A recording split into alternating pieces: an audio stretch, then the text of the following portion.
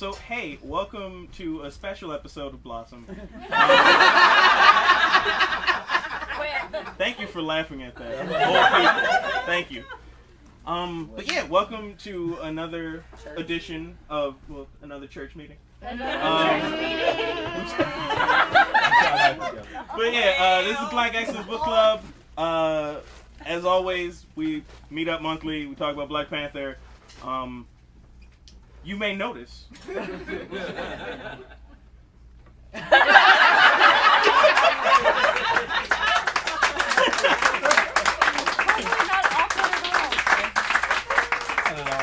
all on purpose. It's the act. Come on, ready? Don't. Come on.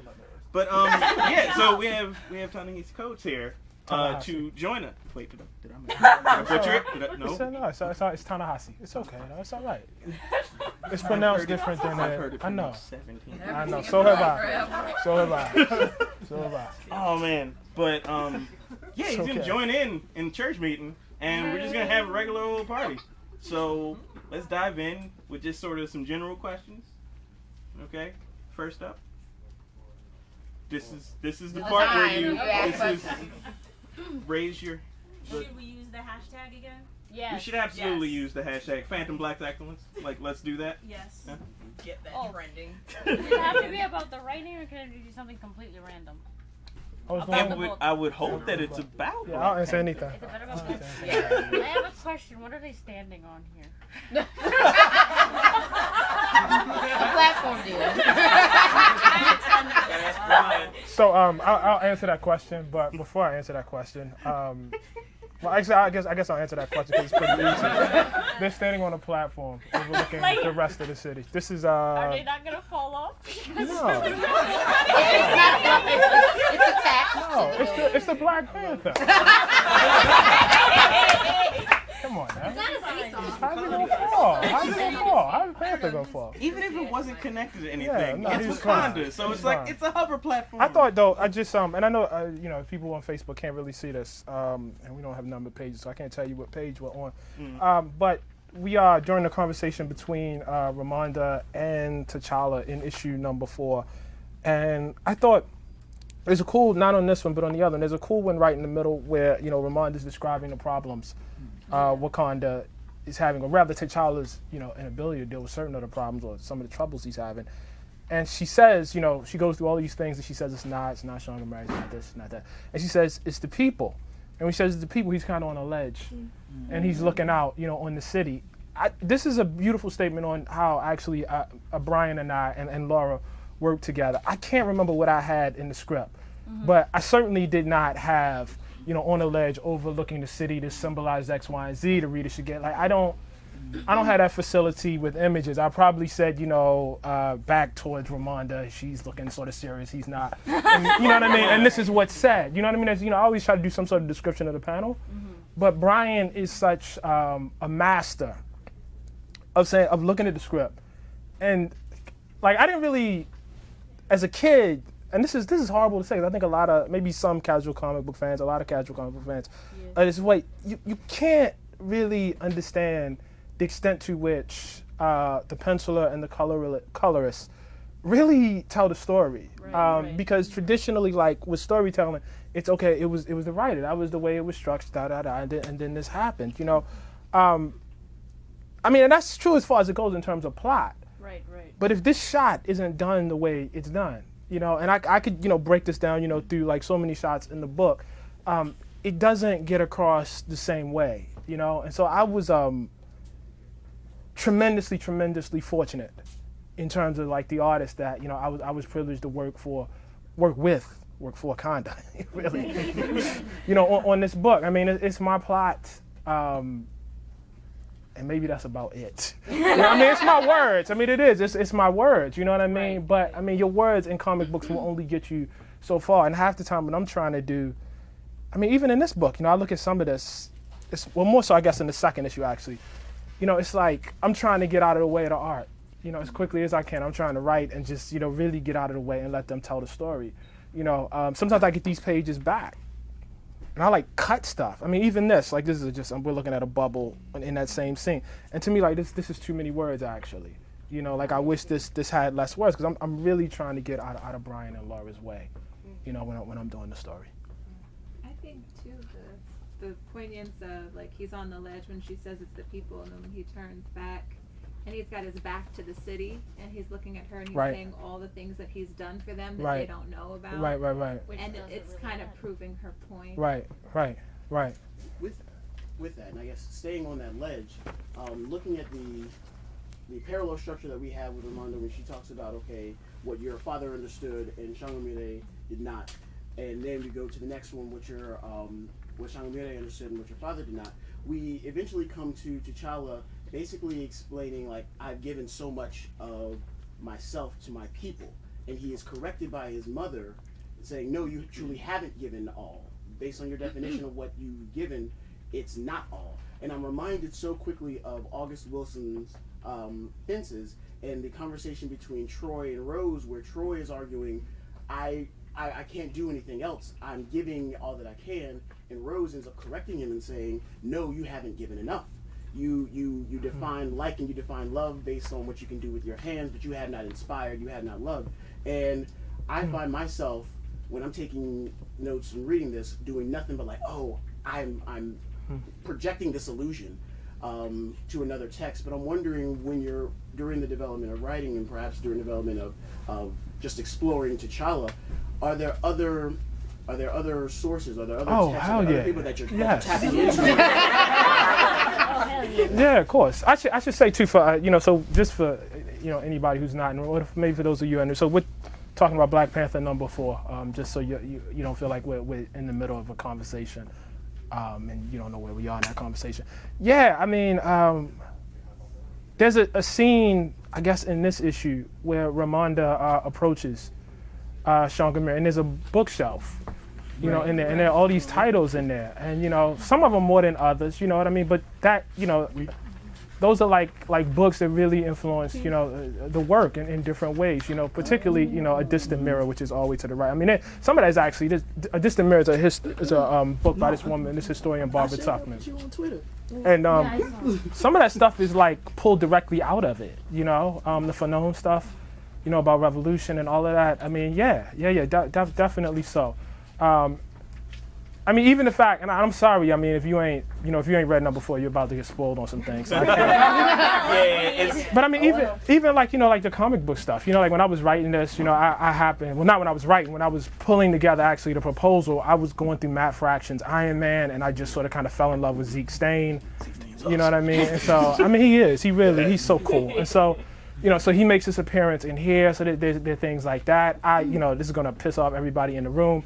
But it wasn't until I really started researching the project. I wasn't a huge Storm Black Panther fan, That's fun. Yeah, I know, but everybody's like, you gotta get them back together. Like that's what everybody. But I have to tell you, I started in comics. History weighs on you really, really heavy. Everything that happened before, and even things that you, as a fan, I wish the writer would do X, Y, and Z. Right. But then when you become the writer, it's like, well, that happened though. You know what I mean? I can't just, I'm not a huge believer in retconning. I just don't, I think you gotta, history's a fact, and you can't, wish it away. And so there are huge, I mean, the way the history is all through that book. I mean, as you say, exterior sources, definitely. He quotes, there's a John Locke quotation in issue 2, he's teaching, Locke's treatise, Locke's second treatise on government. So that's in there, and you'll see more, as you go through the run. But the big weight is the specific weight of T'Challa's history, of Wakanda's history, the broader weight of the Marvel Universe. You know what I mean? What's happened over the past 4 or 5 years? Some of that stuff I didn't like. As a reader, a lot of stuff I read, and I was like, oh, I hate this. But when you write, it's like, but it happened. It really, really happened, and you have to write out of what actually happened, not what you, when you were a fan, wished had happened. Does that feel like a tether or a fetter? No, it's beautiful actually. Okay. It's actually a really, really beautiful thing because I can't explain it to you. It's a different position to be in when you're writing. It's like I don't know, the fan part, and I guess I'll go back to that after I'm done. But there's a way of just reading things as a consumer, and you're like, I like this, I don't like this. you know, I critique this, I think this works, I think this doesn't work. But then it's like, when you go to write the character, it's like, well, I might not like how that happened, but it did actually happen. Do you understand what I'm saying? Like, I ain't like how it was executed, I ain't like X, Y, and Z, da, da, da, da. But it did, like for me, you know, like when I first, I mean, I guess part of it is like me being a kid. Like the Storm T'Challa thing is actually a great example, you know? Like as a kid, you know, I came up reading comics in the 80s, and T'Challa was not like the huge figure he is now in terms of comics. I mean, Storm was actually, you know, much more prominent. You know, for life. Yeah, I mean, really, you know. And so I was like, and again, y'all gonna get so pissed off when you hear this. I was like a huge Logan Storm like person. Like that's who I was, a big Wolverine Storm person. But then when I started like researching the project, right? Like then when I started researching the project, I was like, come on, man. You know, like it changed because I was the writer now. You know what I mean? Like I was a different, like this romance actually happened. You know what I mean? It, you know, it does no real justice to think about. Like as a fan, I was like, oh, so you take the two black characters, you put them together.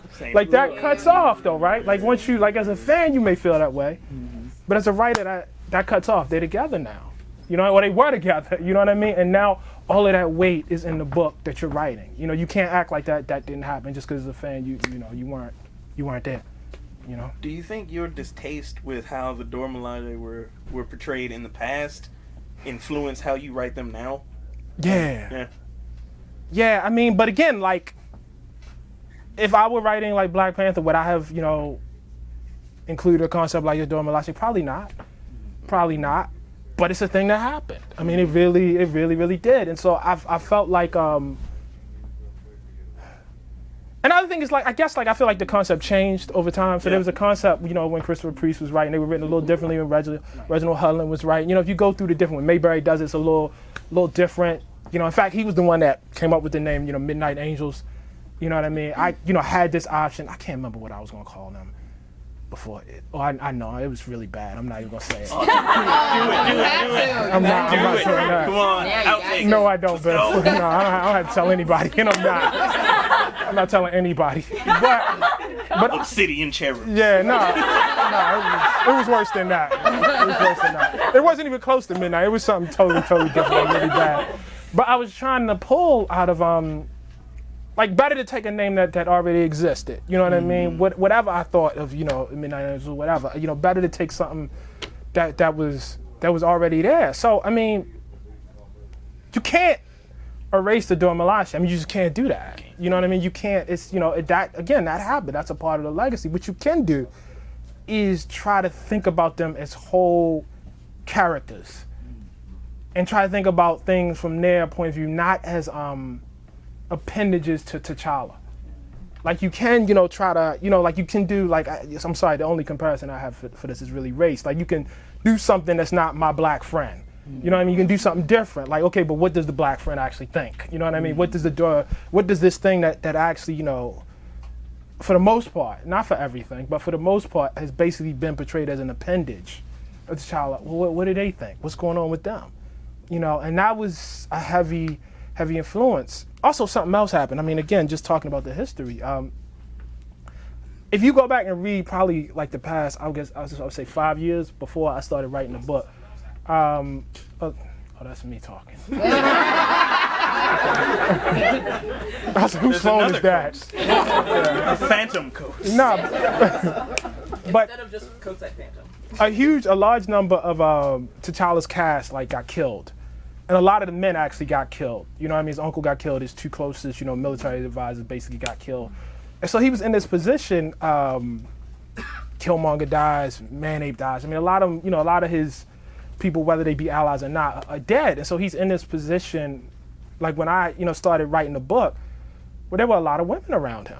I mean, it's just, you know, and that was not, I mean, had I taken over another book, I don't know that, I can't tell you that the angle would have went this way, you know, but it was a product of the place that he was in within the history when, you know, they asked me to write the book, you know, and that forced me to then think about Dora Milaje, you know, think about,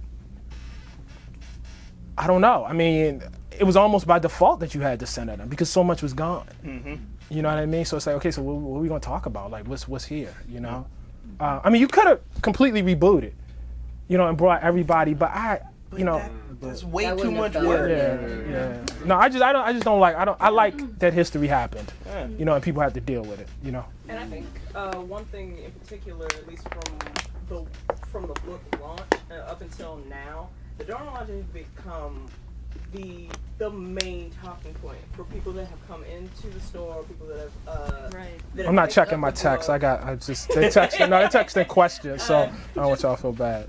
People have responded so strongly to them, and I think it is just it's for a number of reasons, but primarily I think it's that they're characters that we will have and haven't seen before. They're women that have gone through a lot and have decided we're going to help other people. We're not, like, sure, we're on the run, but we're also making it known that we are here, we are present, we are going to do what it is that is within our power to help the people that have been left behind. And I know, at least just from the people that have come into the store and that have been buying it, they'll come back later and they're like, I really like them. I like what they represent. I don't get to see that often. So to watch their progression over the first 4 issues has been great. I have the most depressing story in the world to tell Oh you. no! I have the most depressing story. That happened. Literally on a cocktail napkin. The worst thing in the world to say to you. Actually, obviously, I wouldn't spoil you for what's gonna happen. So it has nothing to do with what Okay. it's not about what's gonna happen. But I was thinking about this today because I was actually trying to write about it. It's so funny when I first wrote. Jeez, this is horrible. Oh no! God. You're gonna insult the beautiful lesbian? No, I'm not. No. I love them. I mean, it really. I love the lesbians. I mean, it really is about how I fell in love with them. Really, I mean, I really did. But when I wrote the book, I got to tell you, when I was like, and somewhere in Marvel's files, there is the original proposal that I wrote for this, and in that original proposal, in issue 4, Io dies. Yeah, obviously that didn't happen, right? But 2 things, it's funny, like, because 2 things happen. I say I'm ashamed of it now because, like, the whole thing of, like, killing off, like, somebody's lesbian is so, like, cliche. Like, it's so, it would have been, like, really, like, that would have been a bad comic book, right? Yeah. Like, that would have been a huge comic book. But, of course, that's why you write and rewrite and rewrite and rewrite. And, one of the things that happened was as they came alive, like, it was like, I guess first I felt like the energy of the character, and the energy of the character became so, right. And that became clear. And I was sensitive to the fact that I was, like, when I came into the book, so many people were dead. And I'm kind of, I guess I can say this.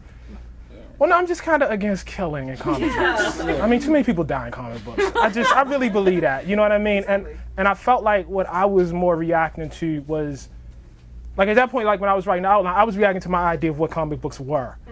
And I was presuming because, well, okay, you got issue 4, it's a traditional 3-act story. You got issue 4, something serious has to happen.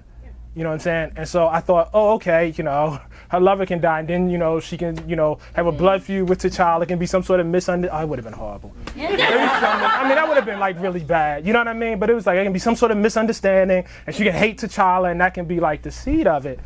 But that was, like, I got to tell you, that was kind of fan me. Like, that was, like, not me actually thinking about the form as a writer, not thinking about the characters, not really. And once I, like, got it, because, you send several proposals to them. You send one back, they ask you for more detail, you go over it again and again and again. So we probably went back 3 times, probably about a second or third time. And certainly by the time I wrote the script, I was like, oh, it's just way too much energy here.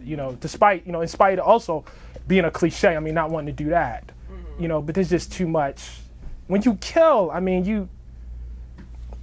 it's like you take opportunities away. Exactly. Right. In the comic book for certain things to happen. And so, like, the kill would have been just like, it wouldn't have worked. Even, there's this thing, I'm sorry, I'm going to spoil you guys, issue 4, the next step was, oh, so Ramonda has to die. Like, that was actually the next one, right? Oh, no. And then I was like, She doesn't.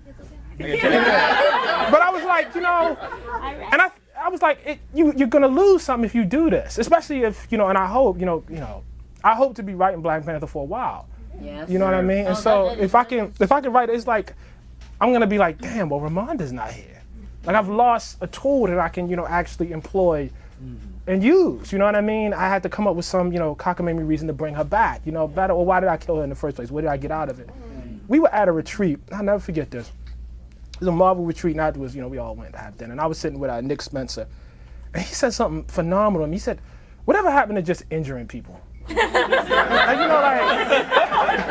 Like an injury is bad. Like if you get your back broke, like that's actually a devastating thing. Like if you can't walk again, you know what I'm saying? You have a heart attack, like that's bad. You know what I mean? And people tend to react really like whatever happened to like just brain damage. Like it's a list of things of bad things that can happen. You know what I mean? That like people that if you really want to establish trauma, death is not the thing that necessarily has to happen. So.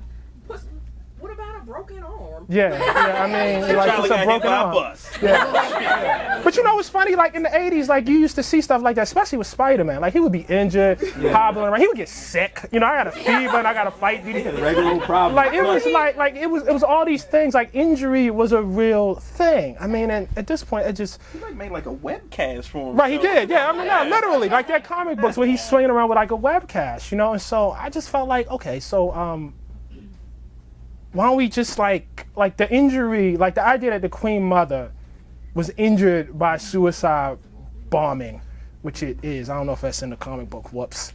I mean, there's bombing. Okay, all right. Well, it is. I mean, I turned it the is. page and I was like, no. Right. No, but the idea that I think like that would be enough to piss him off. Oh, yeah. Like that's enough. Yeah. Like that actually, you actually don't have to kill. Like that would be, if you think about him as an actual person, that would do it. That would probably do it, you know? Especially with the conversation that they had earlier, where it's just a mother and a son, right. also royalty, just right. talking, right. saying, hey, get good. Yeah. That honestly seems like the first time I've actually seen her let her guard down a bit too. Because they're literally just conversing. I see you in the back. I see you. Between mother and son, and that to see that. To really, because every other time they're talking, it's like, no, T'Challa, look, you need to do this, and you're not listening. Listen. You need to do this, right. And it is one time that they're just sitting there at the ledge, and it's like, you know what? I've been talking to you this way, like you're your father, like you're him, and stuff. It's like I need you to be you, and I need you to understand the things that you don't see right now.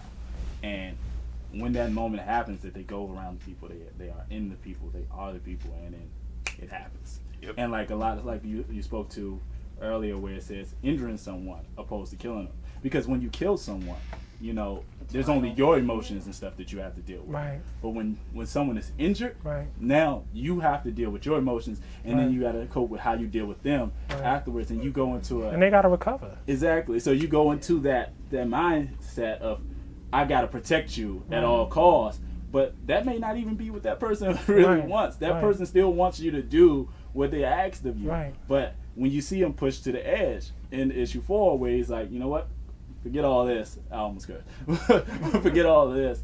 It's war now. This is complete war. And to see that, like, oh, Martin and Steel Freeze are doing they did. Amazing. So the whole thing, like, you take like the cloth over the face. That's not I didn't write that. I didn't write that. I wrote. I wish I had the scripts on me. I might have them on my phone, but I basically was like, he looks, like the pacing of it.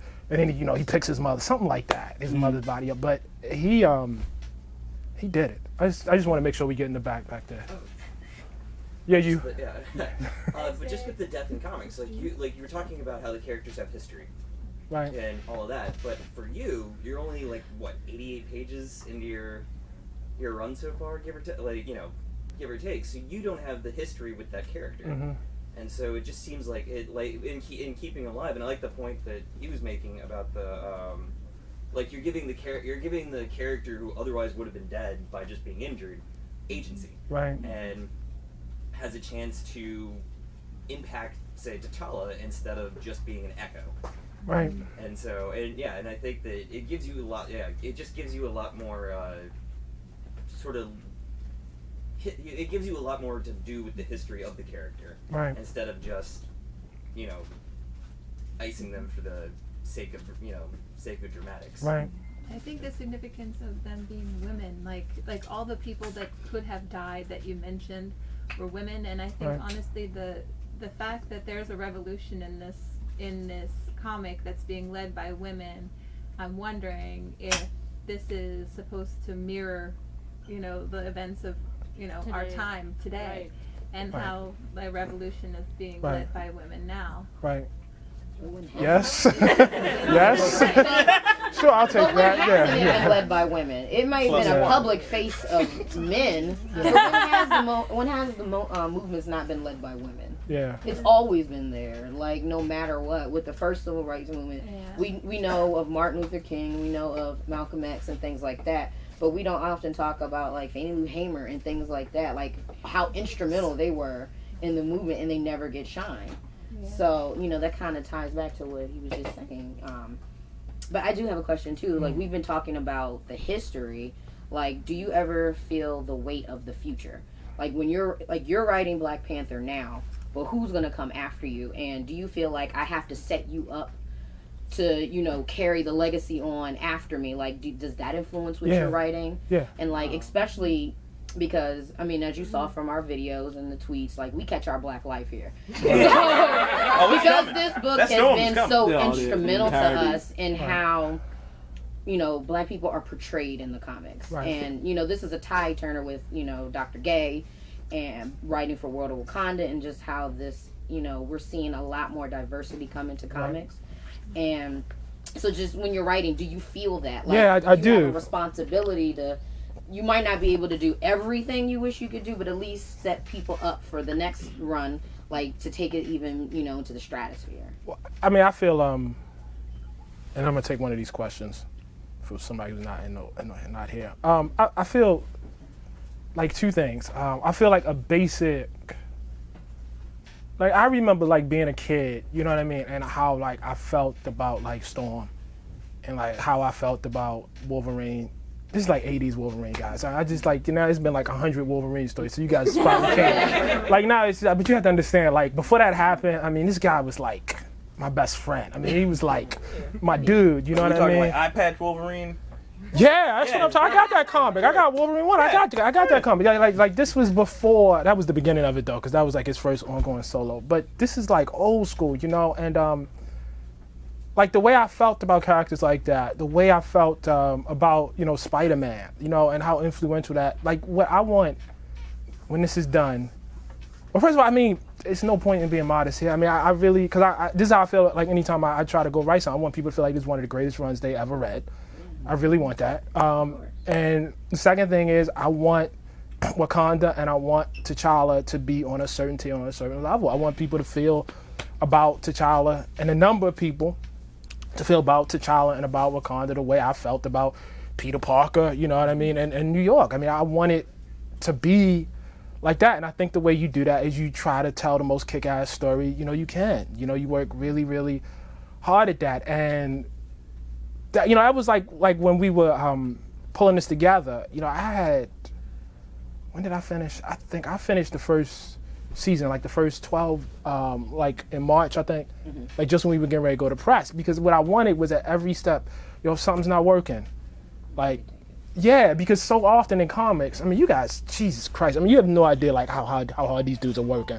You know what I mean? Like when you're closing like 3-4 comics a month, which is like what some writers are doing, Jesus Christ. That it's tough. It's really, really tough. And I knew, like, as somebody coming in, like, I definitely did not have the capacity to work last minute. Even if I was experienced, I didn't think I could. So I wanted to get all the scripts out there, go through them, see how we felt, how the whole thing come together. You know what I mean? Even now, like, I'm working on, like, I just finished the beat sheet for the next season, so I got, like, to outline all the scenes for the next season, which don't start till next April. But the point is, I guess I'll start writing scripts in, like, September or something. The point is, like, if you can get it out in front of you, and give yourself enough time, give yourself enough space to think about it, you probably come out with something good. Right. You probably come out with something good. So, I feel like if I do that, I want the next writer to feel like I really, really want to write Black Panther. Okay. Like I want them to be fighting over it. Oh, you know what I mean? Like I want them to like be trying to stab each other. I want them to come into Axel's office like, come on, man, you skipped over me. Like I want it to be like that. And maybe it already was, and I just got the call, you know? Maybe there's a bunch of people mad at me, you know what I mean? I don't know, but I really want people to, you know, to feel it. I'm sorry, I gotta take one of these Facebook questions, and then I see y'all in the room, but I gotta see y'all outside the room too. So the question is, how much research about African myths did you do before you started writing? So there's a heavy African mythological component in the book, especially, and Brian can speak for the art stuff. I can't really speak to that. But the places where you probably see it the most is if you, and I guess this hasn't completely taken shape yet, but you just watch Shuri. I mean, all of that is really pulled out of, you know, when I was a kid, I used to play the djembe drum, which is like a hand drum, you know, out of, the Senegambia region in West Africa. And that had like a huge influence on me. And I always thought like the whole culture of, like the whole tradition, the whole griot tradition was just such a beautiful thing, you know. The word for the plane that she's on, Jalia, is literally taken from, you know, the other word they use for griot, which is jelly, you know, and just kind of change. Some people say jolly sometimes, so I just kind of changed that. You know, all of that is pulled right, you know, just right out of the tradition, right? So there's a lot of that, and I know, again, if Brian was here, he could talk a little bit more, you know, about the artistic, you know, influence. The words, you know, they're different. I think for the most part, we're using Hausa. You know, mostly because, you know, Christopher Priest, when he, you know, did the Dora Milaje, he used a lot of Hausa for that. But there's some Swahili in there, you know, and some other stuff, you know, in there too. The names, Shangamiri, you know, is a line of kings in Zimbabwe, you know, old Zimbabwe, ancient Zimbabwe, that, you know, in terms of like the names. You will see, well, it's going to come more, and I don't want to blow anything. So. I'll get to you, don't worry. I'm gonna get to you. I see you. I see you. That's Go right. ahead. I actually find that like really interesting how Black Panther takes from the history of like Africa and African Americans, and like unlike a lot of other comics, sometimes you don't really have like another history to it.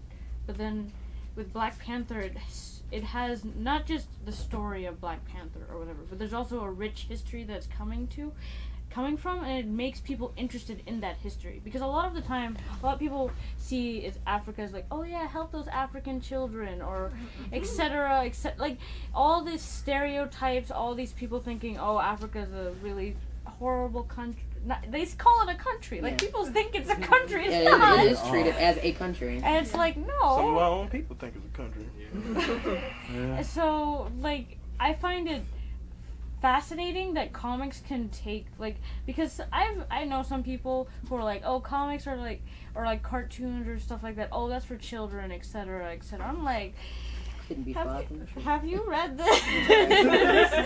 So I feel, and also because a lot of teenagers around my age, or maybe even kids younger than me, start reading these things, and because comics are visually appealing, they can start learning and become more interested into the deeper history, the deeper meanings that Black Panther like actually ends up addressing, which is a good thing, because a lot of people sometimes they just don't care. They're like, oh yeah, I don't really care about my heritage, I don't care about my culture, etc., etc. But then now they actually get interested. They're like, oh my god, this is where it's based from, let me go research more, etc.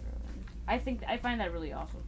Definitely falls into the universal design for learning principle that's being pushed in public schools now, where accommodations are the student's choice, and if they are a visual or auditory learner, you need to make, you know, the curriculum accessible. And I mean, Shibari will tell you, they're pushing comic book classes and just comic books in general as like a fun read, you know, fun reads, but really it's to encourage literacy, which is a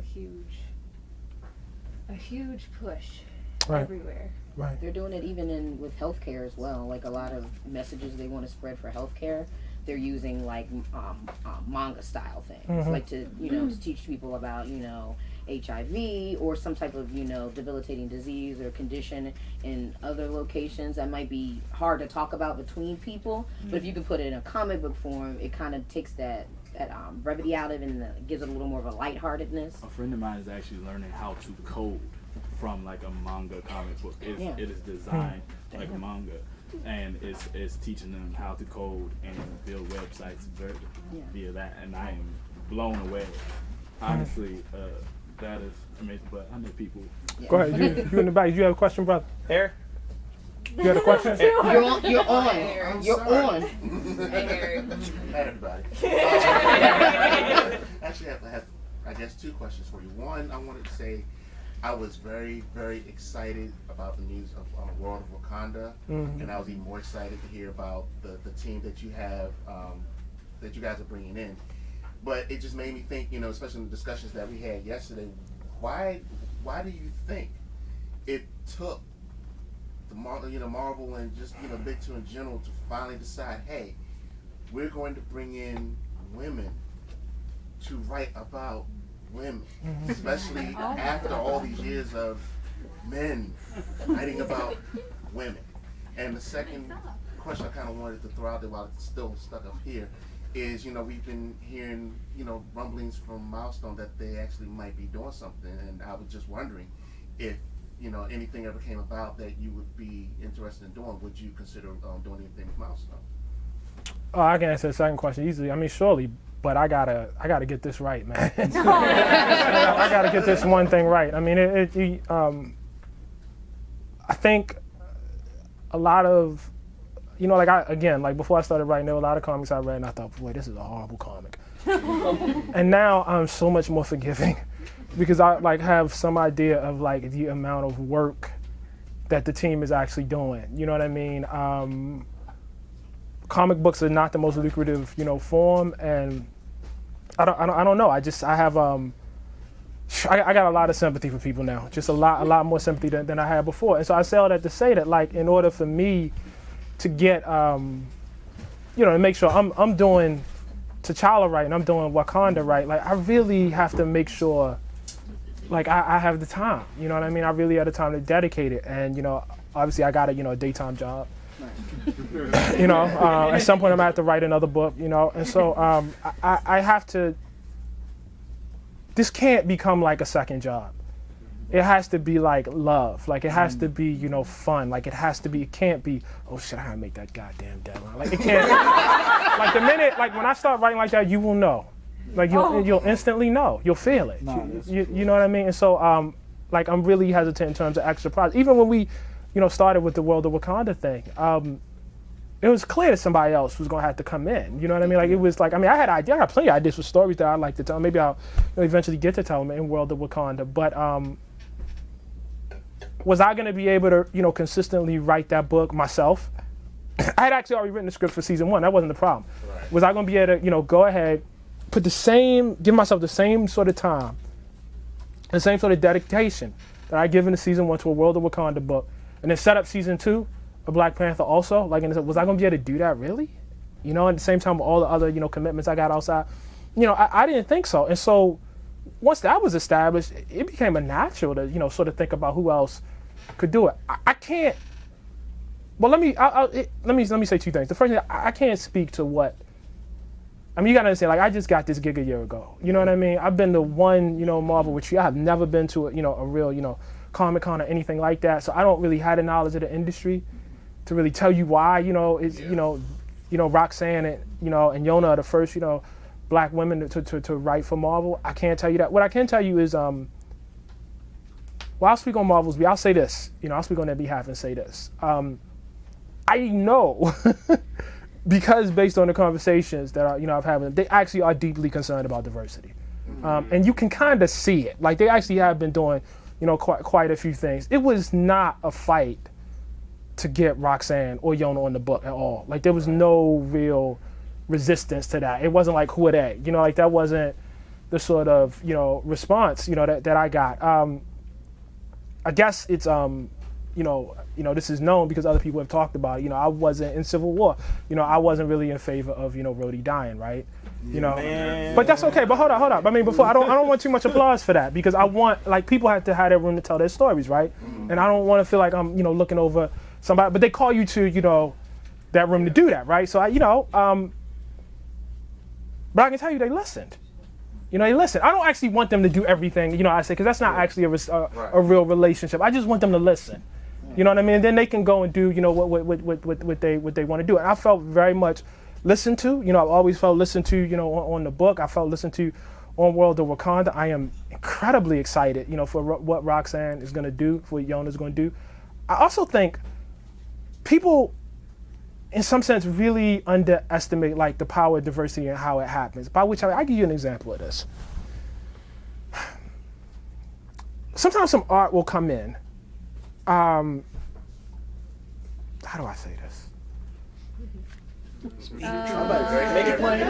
not even just the art. No, I'll put myself on blast. I'm not going to talk about the art. Let me put myself on blast. I start off in that book, and I'm writing my script, and I say, okay, issue 4, Io dies, right? You understand what I'm saying? Yeah. If I had a certain editor, you know what I mean, who maybe has certain experiences, they might have right away written back. That's a cliche, dude.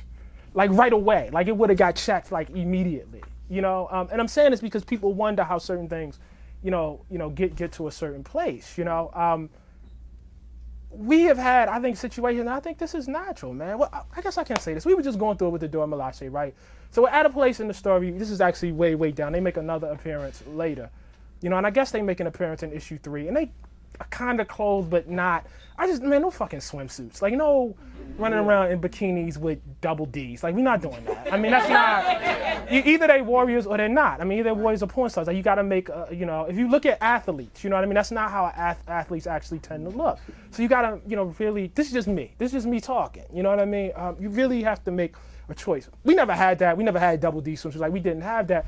But we certainly, had a conversation about issue 3, like when they make their first appearance. Okay, so how should they look? Should we, skin or not? Well, that was their uniform before, and they're kind of transitioning out. So what are we supposed to do here? Should we, do that now? Should we do that later? And then we got a cover, and Brian had done a cover, and it was, them in their traditional, uniforms, which is, a little skimpy. It was cool. Like, I really didn't actually have a problem with it because I thought, okay, we're in the transition process. We all agree. Nobody on the team thought this is how, the doors were gonna look. But then when we started talking about it, it was like, but maybe we can take this opportunity to do the redesign now. Yeah. And it looks so good. Like, when he did it, oh my God, I was like, Jesus, Brian. Like, this is beyond anything I ever actually expected you to be able to do. You know what I mean? And so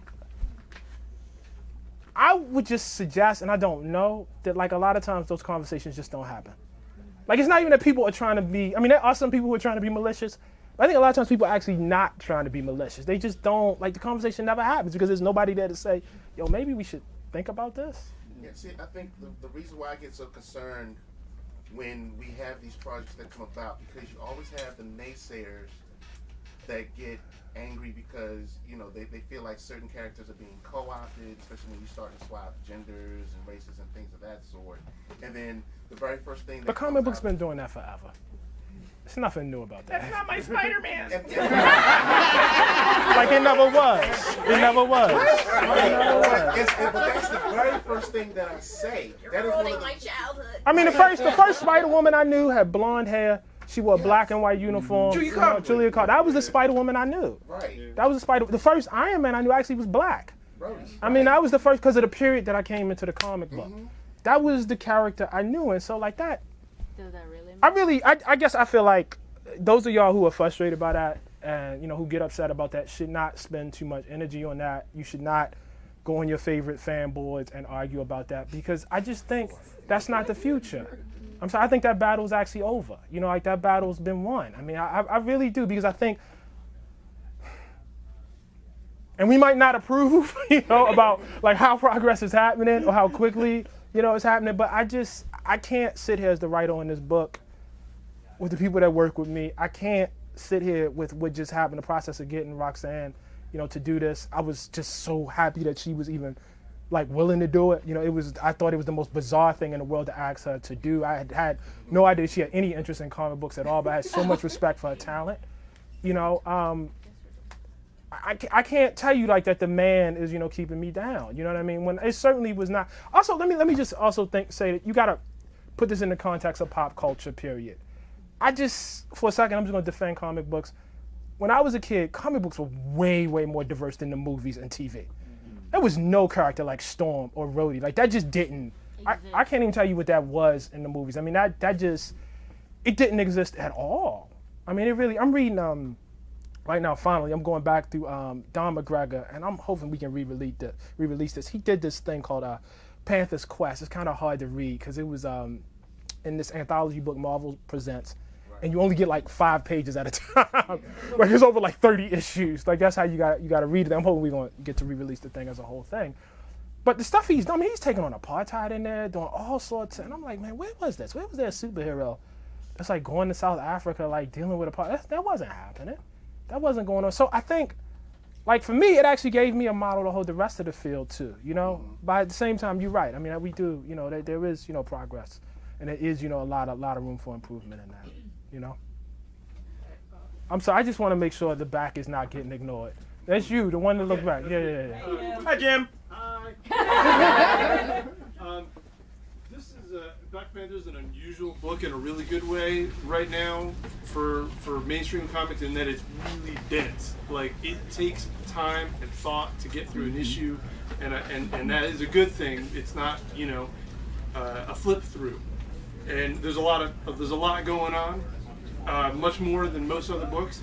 Was that a decision in your part because of like the world building and all the things that you wanted to get in there about this world from the perspective of the story that you wanted to tell, or was it also with the knowledge that, hey, this might be the first comic for a lot of people, they're not going to be as familiar, so we want to build this world, yes, but we build it in a way that's like, you know, that you don't have to have a PhD in Marvel Universe history to get. No, I mean, I think I wasn't really thinking about new or old readers like when I wrote the book, and I think like that my artistic disposition is as a consumer. Again, you have to understand, like I was like, I'm an 80s kid, there's no internet, right? And so there's so much art and pop art that you have to consume without really knowing anything. You know, I picked up, I can't remember the Fantastic Four issue, but it's She-Hulk and she's facing off with Psycho Man. It's 2 something or other. And it's the first comic book the first Marvel book, 'cause I think I bought a Teen Titans book before that. But it's the first Marvel book I bought. I buy it from the 7-Eleven. And it picks up right in the middle of the story. I have no idea. I don't know anything about continuity. I thought the Thing was in Fantastic Four. What's She-Hulk doing here? And she's the main character, you know, in the book, right? Like in that book, like she's mostly carrying the storyline. And there was no, I don't know, like there was no real opportunity or no place for me to go to figure out what the hell is going on here. You know, I'm, you know, obviously a huge hip hop fan. You know, I hear something like The Bridge Is Over. I didn't know where Queens was. I was like 9 years old. You understand what I'm saying? I didn't know, what are these neighborhoods? Where's I didn't know Compton was in California when I first heard Dope Man. You know what I mean? Like, I didn't really, how would I have? You understand? Like I'm in the middle, I have no idea what these people are talking about. First time I heard Public Enemy, no idea what that, even having come up in a conscious, I'm like, what is actually going on here? First time I played Dungeons and Dragons, what, there's no board? What's going on here, right? And so, like... What class did you play? Do you remember? Yeah, I do. Of course I do. I played Elf Fighter Magic User, among other things. Oh, nice. Yeah, among other things. But, it's like, no, I didn't play. That was before that happened. You couldn't play Drow at that point. Like that, then everybody wanted to roll a Drow after that, but you couldn't. You really could. It was before Drizzt. You couldn't do any of that. But no, it was like you. I came up in an era where people didn't feed that to you, and so it was like you had to go and get lost, and you had to be okay with being lost. And I kind of like believe in that. I mean, it happens today. Listen, when I started with I was a relatively late comer to like what Hickman was doing. You know, with the incursions and all of that. And I still haven't read all of his Fantastic Four. I mean, you come in the middle of that, it's going through with 2 different books. Sometimes you can't follow stuff. What? You skipped, you know, 8 months ahead. What the hell is going on here? But, like, I kind of like that. because I believe the world. Like, it's not about you catching every single detail. Like, just go here with me for a little bit. You know what I mean? Just travel, just walk with me. And so, when I wrote the book, okay, so it's going to turn some new readers off. Like some people just ain't going to be able to get with it. That book ain't for you. And that's okay, because there are a lot of books that Marvel publishes. This one, you know, isn't for you. You know, it's for the kid who, you know, is like me, you know, maybe, you know, 12-year-old, you know, little black kid, you know, living in West Baltimore or wherever, and picks this up and likes being lost and likes the escape and likes going into another world. That's who that book is for. And then when I'm done, somebody else will do it different T'Challa. And maybe it'll be, a little different. There are all sorts of, great books. I've been like really marveling over the new Black Widow comic, which I love a lot, and it's completely different than, what I'm doing. It's just a straight action. I'm like, damn, this is incredible. That's what that book is. You know what I mean? That's what that book is. This is it's a different one. It's meant to be, reread, to be looked over, for people to feel like, they're in Wakanda, to want to, almost inhabit Wakanda. The book is supposed to haunt you. You're supposed to pick it up, read it, think about it, walk away, go to sleep, wake up the next morning, think about it, maybe read it again, go back, read a couple issues, and hopefully, powers that be willing, you get to, assemble that over 20, 30, 40, 50 issues, right? And then it's like, holy hell, what just happened here? What is this? What is this whole thing? I still to this day, go back and read back issues to try to, what happened here? How did this relate to that? I'm reading, I just read, my son who was ahead of me, he read it before me, the great Roger Stern graphic novel with Dr. Doom and Doctor Strange. Yeah. It's incredible. Incredible. Then I read it, I was like, oh, Secret Wars looks totally different to me now. I see that they kind of had this relationship. Before that, that's what it's supposed to be. You know what I mean? It's supposed to have a kind of richness and a kind of depth. And that may not be the easiest thing, for folks to digest. Okay, they should, read another book, Could we keep digging in on that? Because one of the recurring complaints that I've heard and had to combat without actually punching people is that the book moves too slow. Right. He's so focused on world building. Right. Why isn't T'Challa just, proactive, doing stuff, blah, blah, blah, blah, blah. Right. It's like, hey, man, there's no Wakanda world building that we've really had outside of a couple runs. This is, you can get all that stuff in Batman for the past, bajillion years. You already know about the Batcave because it's already established. Right? We don't really have a clear idea going into this book what Wakanda is. So, just, yeah. Thank you. Thank you for focusing on that. You can't build a nation without its foundation. Right? I agree with you, obviously. And I got to write the book I can write. But I will say that there's one thing to the seed of that complaint that I will say is legit. It necessarily has to be, me learning how to write comic books. I think the issue you have in your hand is more coherent than the other three. And it's not that I would have taken anything out, but I think, and you'll see this more as it goes through the run, and certainly by the time, you start getting to season 2. One thing I do think, and this might contradict everything I just said in answer to the question, it's good to have somebody to take you through the world sometimes. It is, you know what I mean? And I understand how people, there are people who just love T'Challa. Period. They just really, really love T'Challa, and that's the thing, and Wakanda is secondary to them. But, and this probably has a lot to do with, how I came up, as a black person, and you got this country in Africa, this African country that's never been conquered, and it's the most advanced civilization. Well, I want to hear about that, right? I want to hear about it. I want to know about that. I want to know what's going on, and it's not enough to exalt it and say how great it is. Okay, well, we got that. It's great. We got that. It's great. Okay, but what happens? What are the actual dynamics in that world like? What are the cool things that happen? What are some of the uncool things? Zamunda with hoverboards. Yeah. I want that movie to go right? Well, more than that. Well, more than that. More than that. He got his own. Yeah. Baby, his face is on the money.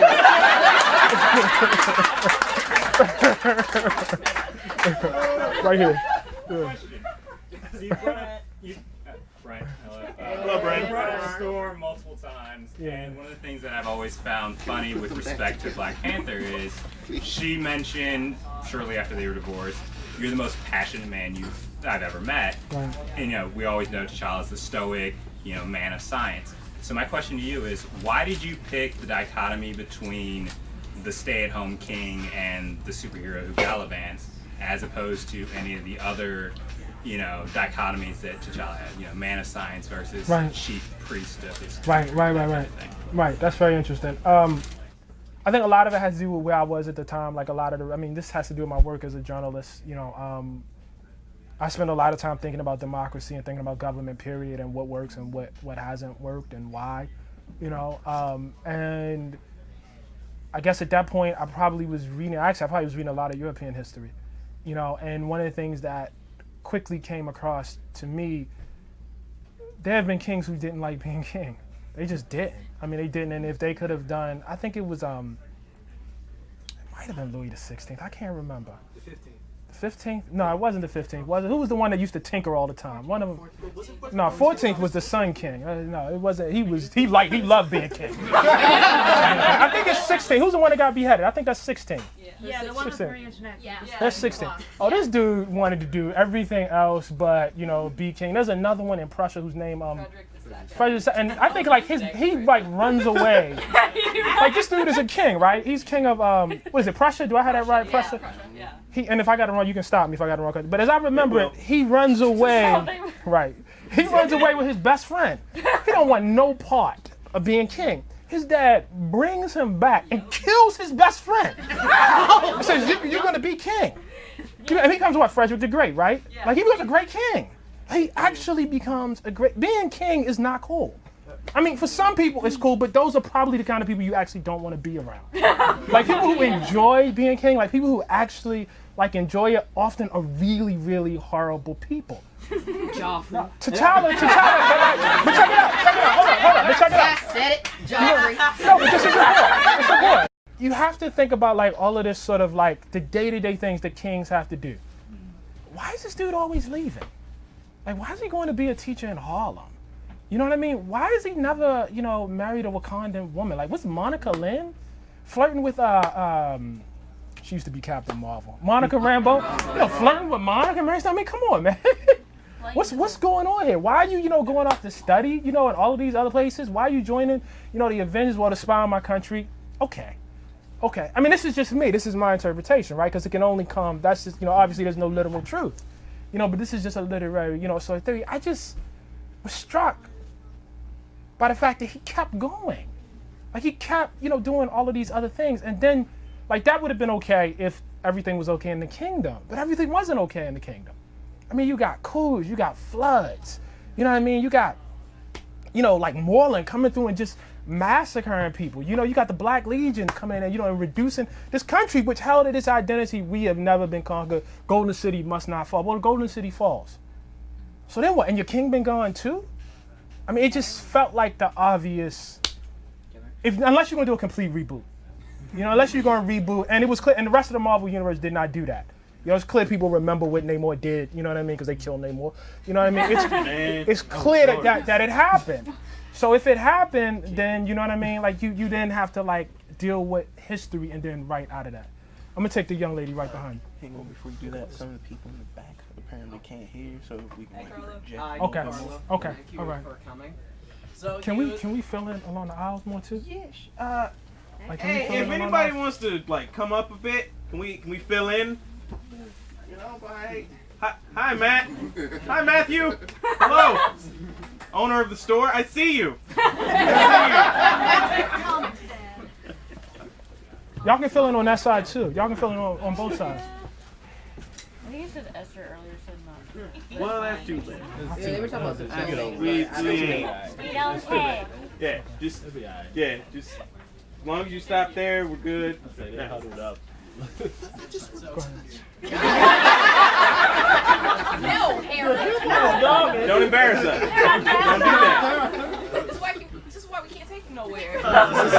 Decorum in all things. Why we don't have nice. Go ahead. What's your question? Yeah. So you mentioned how, as a journalist, you look into politics, or how a few other people mentioned the issue of revolution going on in Wakanda, and that's something we've talked about in other sessions of the book club. And that brings me to someone who I've really been enjoying following through the story so far, and that's Tetu. Right. Like, this is someone who, in my eyes, follows one of the best parts that a lot of great Marvel villains like the Kingpin have done. The situation where this is someone who's willing to make dark and evil choices, but doesn't see themselves as the bad guy. Right. And since this is very much in a revolutionary sense, similar to that of the Arab Spring in some ways, it's understandable why he's doing this, to fight for these people, to free them with what's clearly a monarchy that's not listening to them or representing them in these dark times. But at the same time, you also see Tetu clearly doing malicious attacks on parts of the country, targeting and torturing the Black Panther and the people who work with him, and now at a point where he's trying to create a unified front against him, to the point where you're working with someone that's malicious as Zeke Stain. Right. So I'm really just curious to know what have been some of your motivation, stuff you've thought about in characterizing Tetu as kind of the revolutionary, but also an antagonist. When I was, well, again, I'm a huge Dungeons and Dragons fan, and I always liked the Druid class. I always thought they were so cool. Like this, this communication with nature and this ability to. So powers-wise, like I kind of, pulled him. I pulled him out of that. I at the time was reading again, and this, it's a little Easter egg in the book. This book by this historian, this journalist Barbara Tuchman, called A Distant Mirror, and A Distant Mirror is a history of basically 14th century Western Europe, and all of the horrible things that were happening, and. Like, we all know about the French Revolution, but what I didn't realize was that there were constant revolutions always happening in France. All these, like, peasant uprisings. And there's something in issue 3 where he literally says to T'Challa, and what does he say? The worms of the earth shall devour all wolves, lions, and leopards, or something like that. And that's, like, directly from what, like, one of the peasants actually said, like, in the 14th century. One of the monks, they're preaching uprising against the king. They'll take our share of daylight if they could, which is also in, issue 4. And so I saw him as this dude who, was like this populist, not in the sense that we would think about it religious, but religious kind of, spiritualist fanatic, you know what I mean? Who just, rises up, who rejects, the sort of knowledge that he's getting in a university, which is not, sufficient as far as he's concerned to help him understand. And again, you have to, like, and it's all through the book, all of these horrible things have happened to Wakanda. Like, the revolution doesn't make sense if everything's successful and everything's going great. Like, there's no real reason to, why, a character like Tetu would catch on. This history of peasant uprisings was, like, just hugely, influential to me when I was, crafting him as a character. I also feel like, how interesting can, like, your main villain be if your main villain honestly, like, is just, evil? Like, that just, it just won't work. It really won't work. Like, you have to be somewhat captivating. So, like, when we have issue 3, when he makes the rain come, and he summons the rain, that was, like, hard because I felt like, okay, you kind of, like, really taking a diversion here. Like, you really are, like, rolling the dice with the reader here. To give this dude this early in the book this much face time. That really is his issue. But I felt like if I don't, and this goes back to, world building versus T'Challa, right?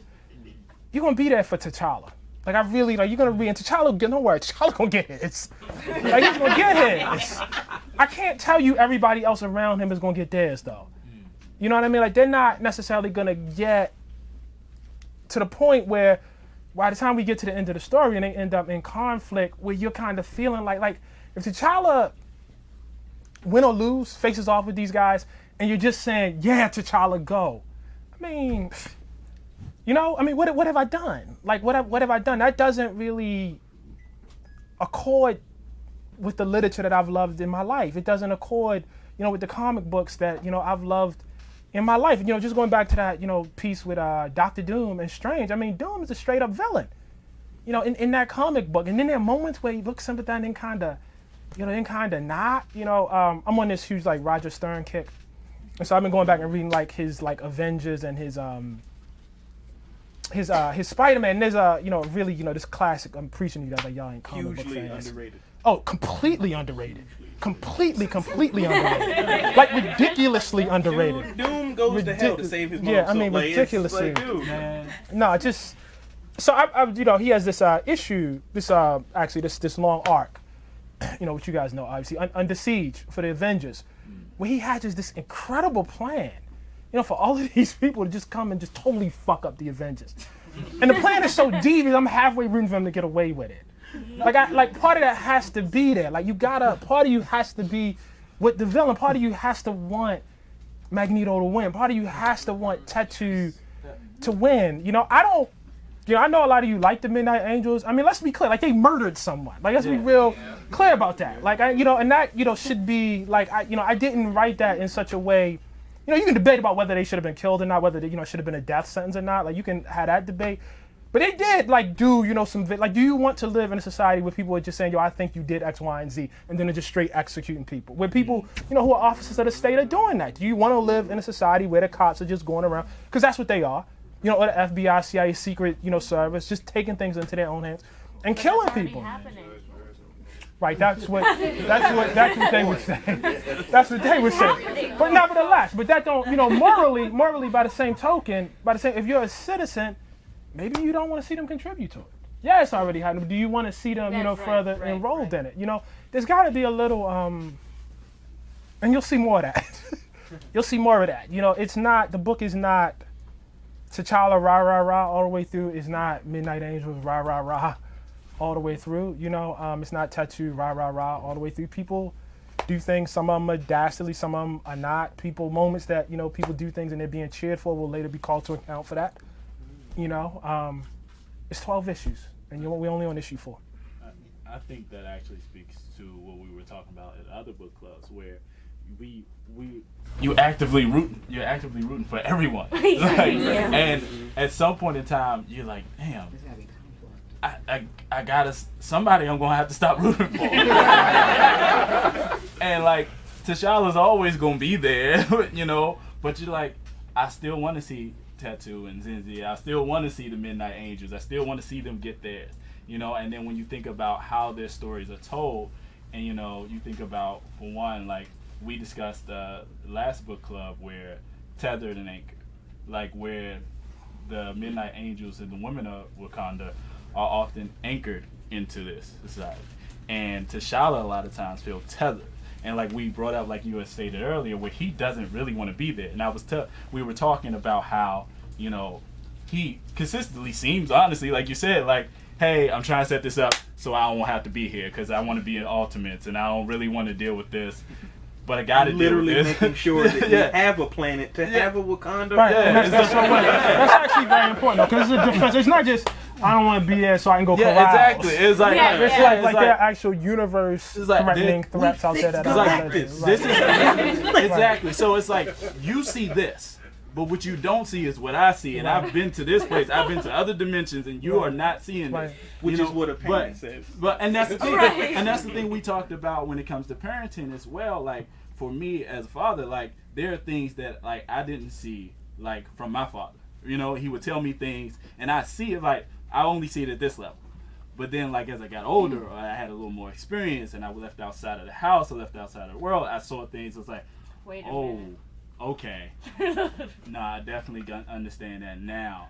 And you look at T'Challa in that sense, and like, you look at the conversation he's having with his mother, and how she explains to him the things that his father saw that that he didn't see, and the things that Shangamere sees, and how like you can pull those things together, and like this isn't the only world you have, and that, and what you're given, you're not giving your full self. You're giving what you think you're supposed to be given, but you're not giving your full self.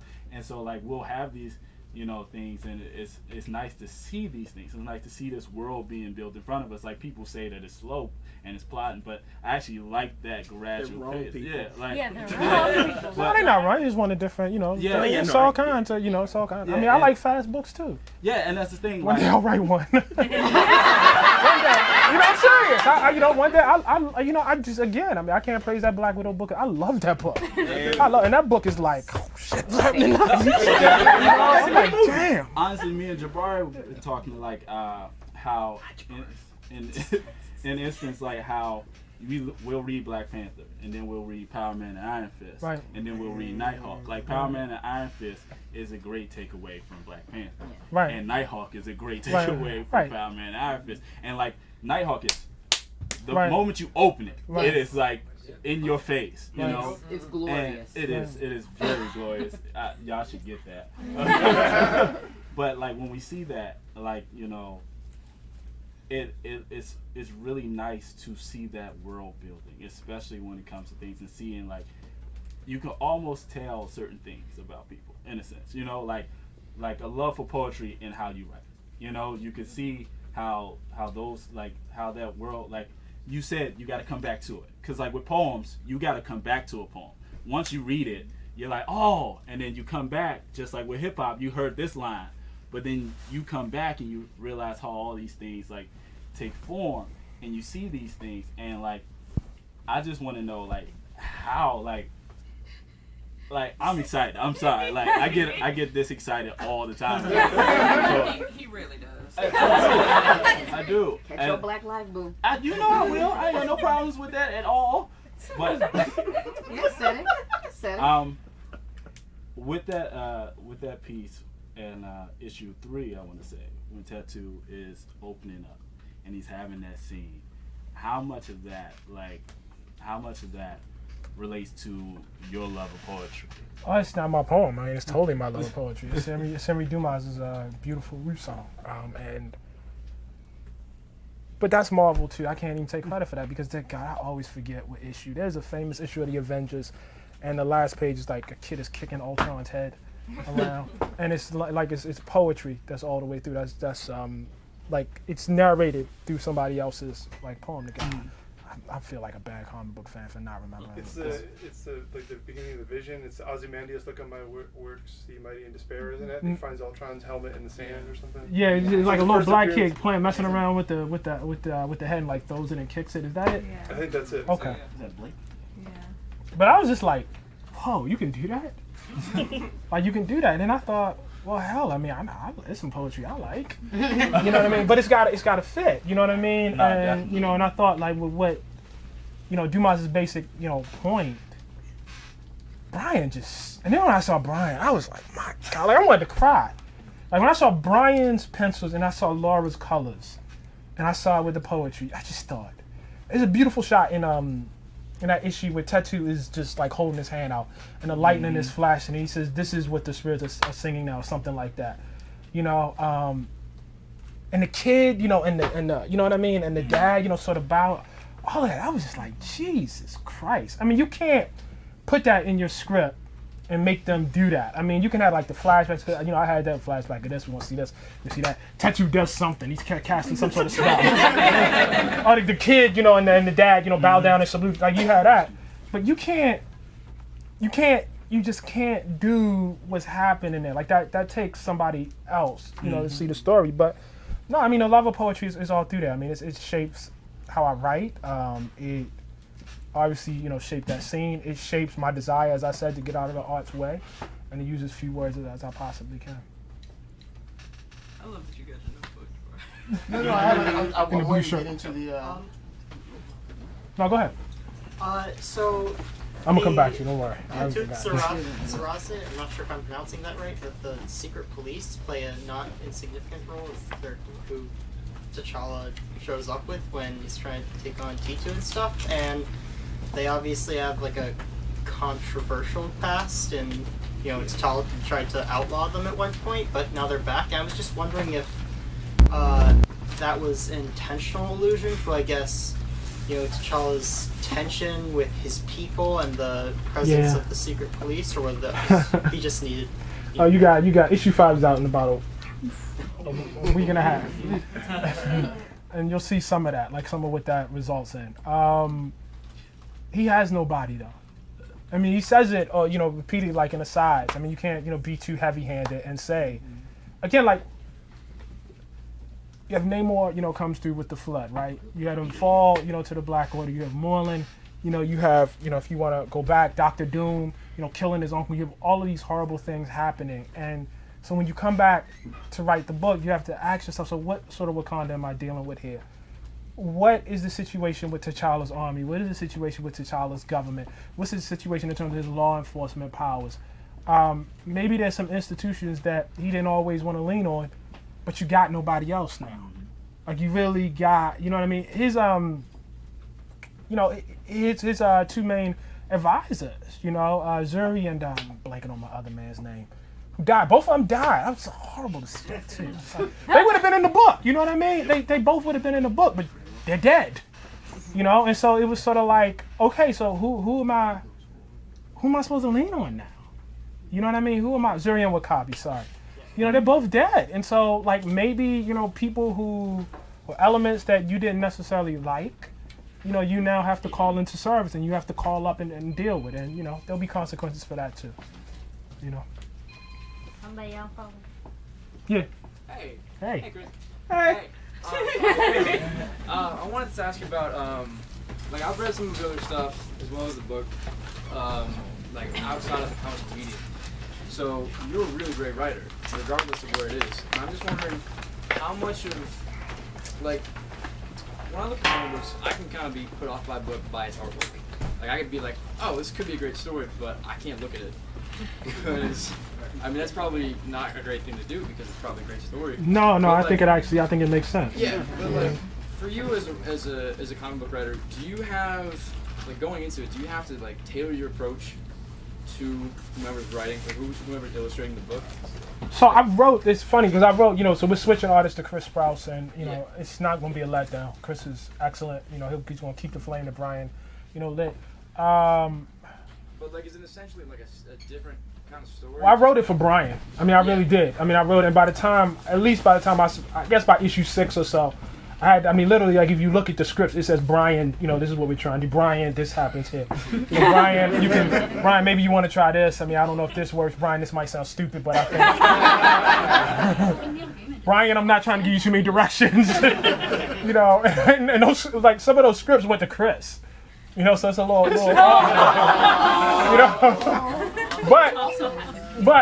But, you know what I mean? I have now seen, I've seen, we closed issue 5.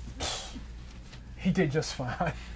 He did just fine. He did more than I could ever imagine when they thought they were bringing in a guest artist. I got the pencils for issue 6, not the colors yet. You have to understand what it's like to have an image in your head and think it's the most beautiful thing in the world, and then see somebody say, no, this is the most beautiful thing in the world. That's the greatest feeling. Just some of the jolliest scenes that he does, and I think I tweeted out a couple of them, but I didn't tweet out the best stuff. But some of the jolliest scenes he does, 5 is good, 6 is just incredible. It's just it takes your breath away, and I don't know, man, he just ran with the ball. When I write, I err on the side of giving more information, but I always say, you don't have to do it this way. I'm just, giving you what I saw. Please don't feel like this is, if you think this ain't work, throw it out. Throw it out completely and then go do, there are pages where maybe I blocked it 4 or 5 panels, especially in those jolliest scenes. Chris, did it where he'll do a whole panel, but with you can tell it's different scenes within, one whole panel. I couldn't have, written direction that way. It just never would have occurred to me to do that, and so I don't know. I write what I write, and I've been very, very lucky in terms of the artists I've been working with. Really lucky. Yes. Hey, I'm Nurali. Hey. I've been following your work primarily journalistically, and sort of you've partly addressed part of my question, or the answer to my question, in terms of how subject matter, or what you deal with as a journalist in terms of subject matter influences your work as a comic book writer. But in terms of sort of skill, technicality, and form, in what ways did you have to or in what ways does your role as a journalist kind of feed into, being a comic book writer? What things did you have to unlearn? Do you feel like you have an outsider's advantage in sort of in coming into the world of comics, given that you haven't been a sort of career comic book writer? No, the only advantage I have is I have to do less work. Sort of, that's the real. You know what I mean? I don't have to. Research. No. I mean, like multiple books. I don't know how many books Brian Michael Bendis is writing right now. I don't have to do that though. I mean, but he might be writing 4 books. I mean, he's like he's really, he's hustling. I mean, I say it in the best sense of the word. I don't, Mark is writing 2 for Marvel right now, and I might be under, Mark Waid, I might be undercounting. You know what I mean? How many he's doing for Marvel? He's doing at least 2. I know Al's doing 2. David's doing 2. My advantage is that all I had to think about was one thing.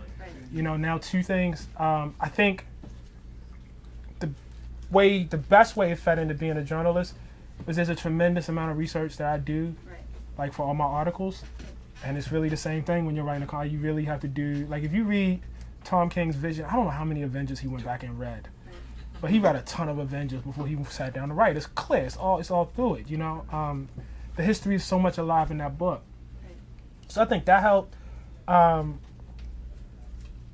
I fortunately had enough associates who were comic book writers who sent me scripts and proposals, and so I was able to prepare.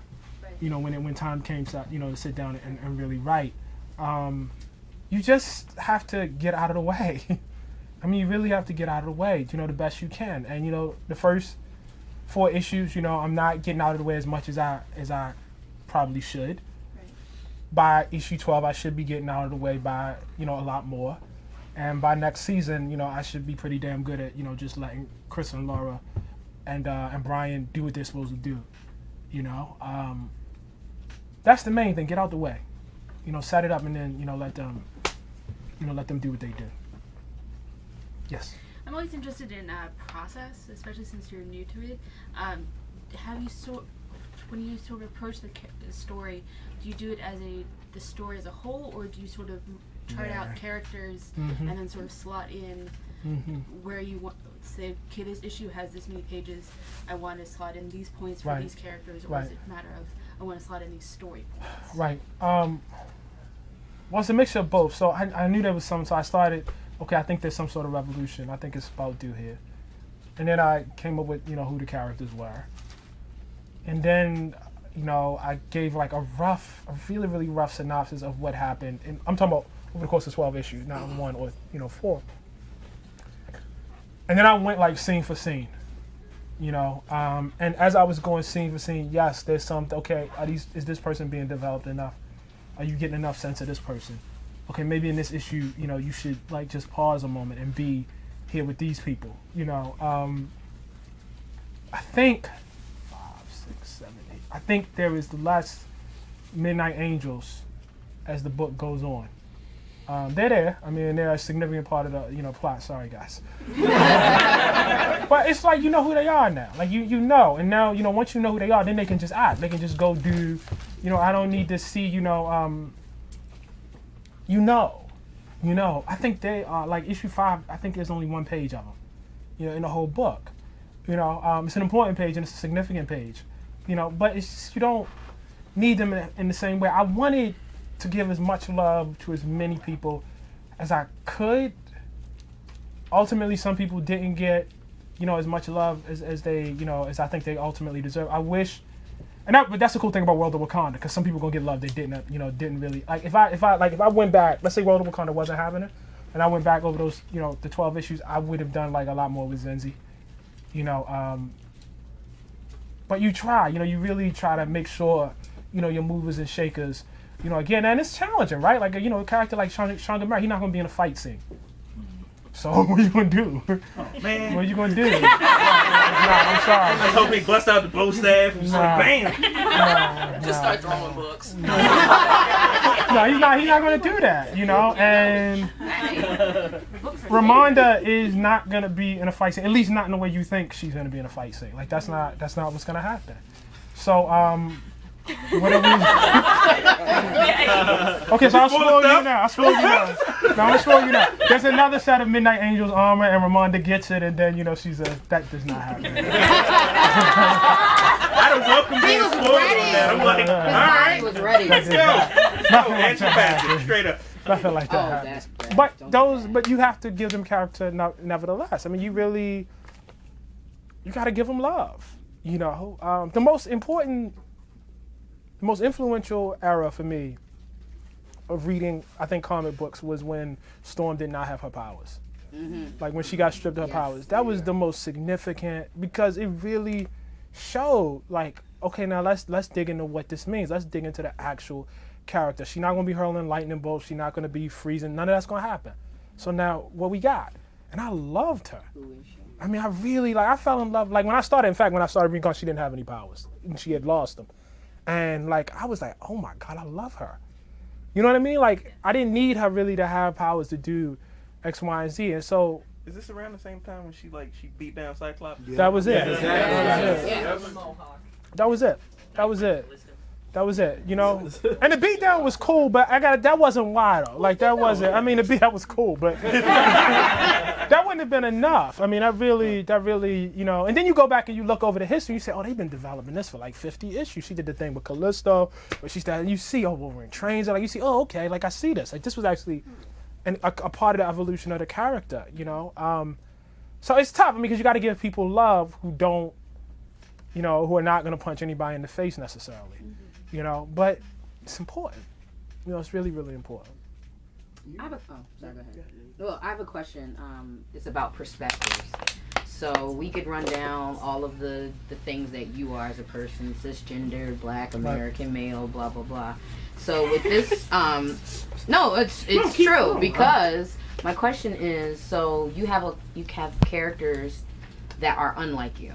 Right. So we can talk about, you know, the Black diaspora and, you know, we're all Black, but it does mean something different to be African American, to be Haitian. Haitian American versus Haitian are different. And now you're writing from the perspective of an African male king. Right. And how do you write for that? Because you may have your Blackness in common, but it's totally different worlds. And then having significant characters that are not only Black African females, but they're queer as well. Right. So that's a tremendous, it can be a weight if you let it, but I just wanted to know how you're writing from these different perspectives that are unlike your own. How do you prepare for it, and what approach do you take to it? Well, don't kill him in issue 4. Don't do that. No. Don't do that. That's probably a bad idea. Our store would have got burned down. And I was so glad because, like, when I started sending out the script, right? I sent the script out to a few friends who were just, you know, comic book fans. Like, yeah, this is cool. But that Io and Anika, I was like, whoa, I'm so glad I didn't do that. I would have had some explaining to do, man. As someone that was selling the book yesterday in the afternoon, I appreciate you not doing that. I would have had so many books hurled at my face. Yeah. This is an outrage. And sometimes you want that. Sometimes, you know, it's okay to piss off. That would not have been a defensible. I mean, you're not gonna please everybody. Because, no, you're not. Oh my God, you're Black queer females. No, you're not. Like, that's pissing people off. Yeah, no, you're not. You're not. But you want to be able to defend the pissing people off. I think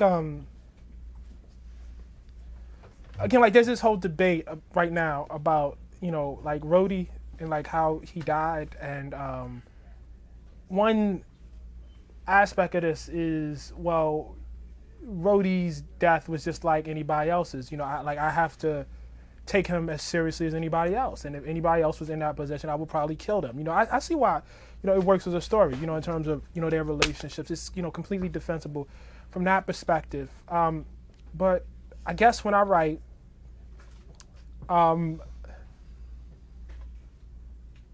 ain't like everybody else.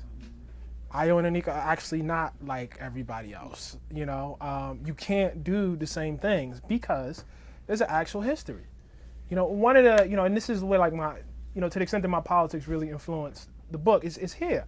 And it's even through what, you know, what I was just saying. I'm a big believer in history actually happened. And one of the problems in this country is that, forgive me for going here, I'm gonna come back to the comic book, but that people like to act and speak as though history is not a thing. And so, like, the basic premise, like the basic premise of, like, you know, like when you talk about, you know, like the history of racism in this country, the basic premise undergirding almost every political policy in this country is, you got stabbed 6 times, I didn't, but now we're even, and so we're gonna write laws as though that's okay.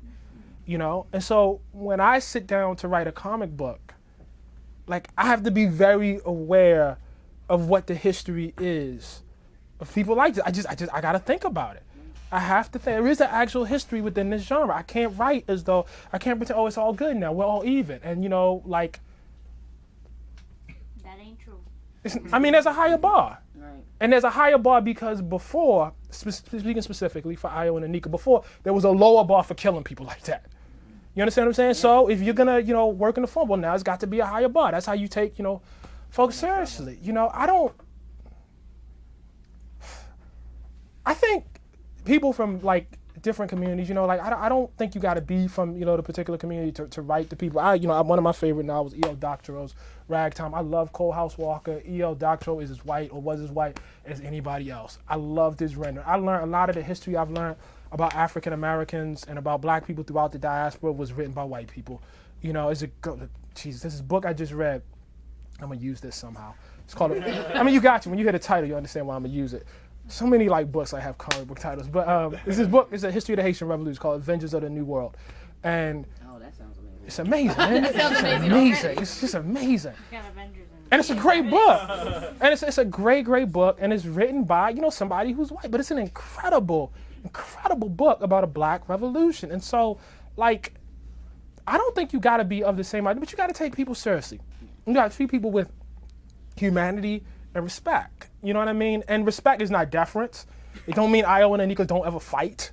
You know what I mean? It don't mean that, you know, right, and they certainly, again, like, they murdered somebody, be clear, they murdered somebody, and they broke, I mean, this is like against the law, you know, against the, you know, they violated. So it don't mean that they're great, you know what I mean? But you do have to, you know, I don't know, I spent a lot of time thinking about how they're different.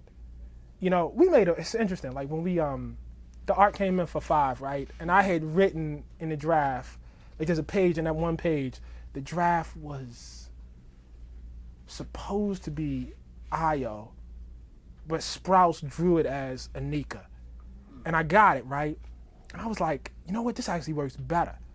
Let's stick with Anika. Like I'm sorry, let's stick with Ayo. Did I have that right? Yeah, it was Ayo. Let's stick with Ayo. I written for Anika, but it's supposed to be Ayo, right? But it ended up as Ayo. I said, no, I like Ayo here. I like this better, right? And then, you know, Chris didn't get the message in time. So he did, you know, something with the art, sent it back and said, listen, we got to go with the script as it was. That was how you wrote it. We, you know, a little short on time. I looked at it, I said, Ayo has a slight overbite. I know he changed the hair, but the overbite is there. It's clear. This is Ayo with a different hairdo. You know what I mean? Like, it's clear. Like, I understand why we would do this. I got it. You know, it's the first issue, but yo, that's Ayo. That really is Ayo. And in fact, it was Chris's idea, you know, to do it differently. His idea was right. His idea was right. Let's just run with the, you know, with the original page. Let's not do the, you know, the redo. And so, like, I think of them as like two different people. I think of Ayo as being like mad hot-headed, you know, like kind of like, you know, we gonna go kick some ass right now. Let's go. You know what I mean? And Anika do the same, but she's a little, you know, more chill, a little more. She got a plan. She's like, yo, she's She's like, yo, you broke me out. You ain't think about what the hell we was gonna do? You think we were gonna do? She's like, yo, we about to die. Like, I'm gonna tell you what's gonna happen. We're gonna die. And so we're gonna go out like that. You know what I mean? And that's what's gonna happen. And, you know, and then in issue 2, you know, they, you know, free to, you know, the girls were being, you know, held as sex slaves, and then they sit up, and she's like, all right, so what we doing now? She's like, I don't know. She's like, you ain't think about, you know, anything besides, you know, I'm in love with you and I'm gonna get you out. You ain't really think about nothing like that. That's the difference. And that's what they did. They was like, okay, well, let's go hit him. Let's go. He been asking for it for a while. I don't even like him. I ain't never liked him. He can get it. It ain't really mayonnaise, right? Like, it ain't mayonnaise. Right, yeah. It's not really mayonnaise. And so that made it even easier. You got, oh, this punk dude, he ain't nothing. He this dude pretending. Let's go get him. Let's take him out, and we're going to set up shop over here. Right. You know? I had to spend a lot of time trying to get into, like, their heads. And at a certain point, don't take this the wrong way, but at a certain point, the lesbian factor actually has to go away. And I think this is about like when you're writing outside your identity. Like, at some point, like, you have to think about it, but at a certain point you can't. Like, at a certain point it has to almost be like embedded here, and not like well, they're black and they would say this, or maybe they would say this. Like, you just have to, even like, you know, when we did like the kiss in the first scene, it's like, nah, it just makes sense. I mean, she ain't seen her in a while. Like, it actually makes sense. Like, this is not here to like do something or to, you know, do X, Y, and Z. And even with that, like, it was like, listen, man, it's a long history of doing shit like this and being mad pornographic. Like, it can't be like, oh, hot lesbians. Like, you can't draw it like we can't do that. And he didn't. I'm not saying he did. You know what I'm saying? Like, he really did. He made it tender, beautiful, everything it was supposed to be. But at a certain point, that has to go away. Like, it has to be like almost buried in the back. It has to be foundational, and then you got to build. You know what I mean? You just got to write them as human beings, you know? I was thinking about, you talked about how, you know, you want to go from the political and you want to get back into the comics, but one of the things that has me so immersed into this book is the clear messaging for at the very least, you know, some sort of social political commentary on the world around us. And if we can, you know, guide ourselves in the text from the first page and look at, for example, the fact that Zinzi's name is the revealer. And we're on one side we have these people who believe that she is the person who is inciting rage, and what she's doing, not only by her moniker and by her powers, is recognizing the rage, recognizing the frustration and the anger. And the first thing that came to my mind was, oh my gosh, where have we seen this before, when just simply acknowledging the pain of a person, just simply acknowledging the experience of someone is labeled problematic. The moment we say something matters is the moment that we are supposedly saying that something doesn't matter. Oh, you in church, aren't you? Just do it. So we had this idea, like, you know, from the first page, it's like to acknowledge anger is, you know, is not to incite it. And then we get this nice panel of one of T'Challa's advisors explaining, like, this is not hooliganism, this is revolution. And the ease with which we oftentimes pathologize the anger and the violence and the frustration of a people without recognizing, like, there's a vision after that, or without recognizing there's a message. So it's this weird thing that you have, right, where it becomes this. I just appreciate how you brought up the fact that there's a clear connection between your experiences with journalism and with comic books, but I can't help but read each page, and I can't help but read each issue with, don't be a menace to my, you know, in my mind, with like message, you know, just this idea of looking at the world around us, and while it's not necessarily a direct allegory, there's something to be said about a group of people who have been made to feel invisible or made to feel silenced, whose actions are being pathologized when what they're actually trying to do is not only have their experiences seen and heard, but to spark a revolution that changes some of the patriarchal, some of the heterosexist ideals within not only Wakanda, but one could argue within the world outside of the comic book. And it's just, I don't have a question. I really don't. But I do feel like, you know, just grounding ourselves in the text and looking at the ways in which we have our black characters, oftentimes our black queer characters, not even breaking the fourth wall on some Deadpool stuff, but clearly breaking the fourth wall in ways that other characters have done, but haven't done in a collective. And just thinking about the ways in which we're getting this messaging through these superheroes. I'm just wondering how we feel about those messages and what we see and what we the illusions that we make, or maybe I'm just like straight up projecting. I think the simplest way to answer that is when you're looking at characters, especially when you're talking about characters of different orientations. You know, when it comes to those who write and those who draw, it's a matter of, you know, doing this character who just so happens to be X, Y, Z, or trying to force the point. And this is one of the things that I've liked about this book is, you know, as you were saying about, okay, well, I'm going to take this factor out. I was like, okay, I'm not even thinking about the fact that that has nothing to do with it. These are two characters who are going through some things that pretty much are committing treason. Mm-hmm. That's more important than, I wonder what they're going to do later on when they get to that. That's besides the point. And that's how you can tell when characters are well done, is when you're not, when the last thing on your mind is thinking about what they're going to.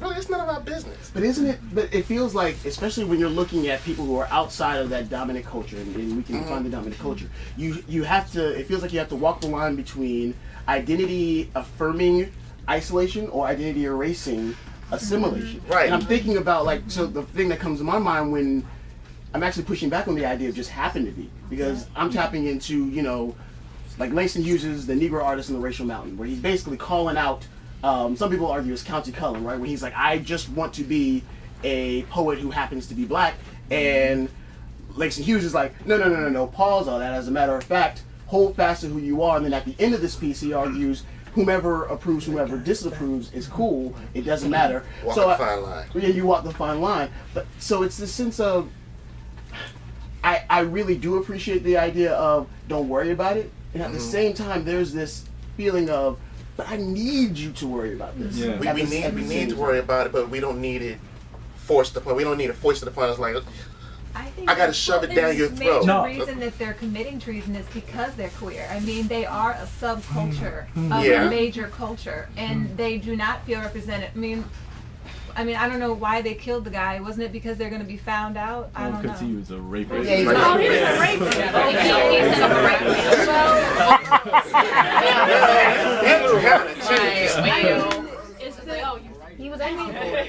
The thing is, you know, the definition of justice that is written in their laws in Wakanda may not be updated to what these people feel is. It may not have been written with them in mind. Right. Kind of like how things are now. Kind of like how things are now, right. And we're going to start talking over each other. I think that speaks to what you said earlier, where you look at, this is history. This is what has happened. And so you keep acting like this has not happened already. So now we got to remove ourselves from this, because you're obviously not looking out for us. So we got to take things into account. Let's get this dude in here. First, I'd like to say I love the way that you're writing the character. It hasn't been written that way since Priest wrote it a long time ago. That's high praise. I'm on Heather's site, and I have a question about some of the stories. Like when they showed, I guess I don't know what else to call it, but a rape camp in Wakanda. I'd like to know, what is your perspective on the rape camp as far as why T'Challa doesn't know about it, and why, like, the way that Priest wrote it, which I know is not the way you're writing it, but he wrote him as being a man, a king, who always was 5 steps ahead of everybody in the room with him. And so I was curious to know why T'Challa doesn't know about the rape camp, and are you perceiving that as literally a rape camp, and are you going to address that issue? So I would call it, I would say that's sex trafficking, you know, in that country. I don't, there are camps like that in the United States of America right now. There are camps like that in the most, I don't know what you would call the most evolved, you know, democracy or the highest standard of living country, industrial country, but they exist. You know, sex trafficking is an incredibly hard thing to find out and to prosecute. But on top of that, you're not talking about like Wakanda 10 years ago, and I'm talking about like in the comic book 10 years ago. I mean, you are talking about, like, I don't know how you guys read those pages, but when I, you know, read, like when I think about a major flood, like killing a lot of people, when I think about like the kind of societal disruption that a dude like Moreland must have, you know, wreaked when he's just, you know, cutting a swath through the country, just slaughtering people. When I think about what must have happened, you know, again, because this is how I got to think as a writer, what must have happened when Doom is able to, you know, effectively inspire a coup in a country, when this dude's uncle is shot, when the queen is killed, when all of, you know, his people around him, his 2 closest lieutenants, are killed in battle. And then after that, you get Thanos. I mean, that would have been enough, honestly. I really would have given it up. You get Thanos, you know, coming through with a whole crew. The world does not help them out. World don't help them out, just leaves them there. Thanos comes through with a whole crew and levels this country. And this is a country whose very identity was, we have never fallen. Do you understand? Like, what sort of psychological, and I don't mean permanently psychological, I don't mean like neurological, but I mean in terms of like your basic idea of how you think about it. I mean, it's said, you know, several times in the book, you know, we failed at protecting the people. And like, that's true, right? Yeah. I don't mean that as like a personal condemnation. That's not because T'Challa's a bad guy. It's not because T'Challa's weak. That's because the god of death came through with a whole crew. That's because, Namor with the Phoenix Force. I mean, this is serious stuff. This ain't like a pickpocket. You know what I mean? Just came through and felt like Crown Rose for a second.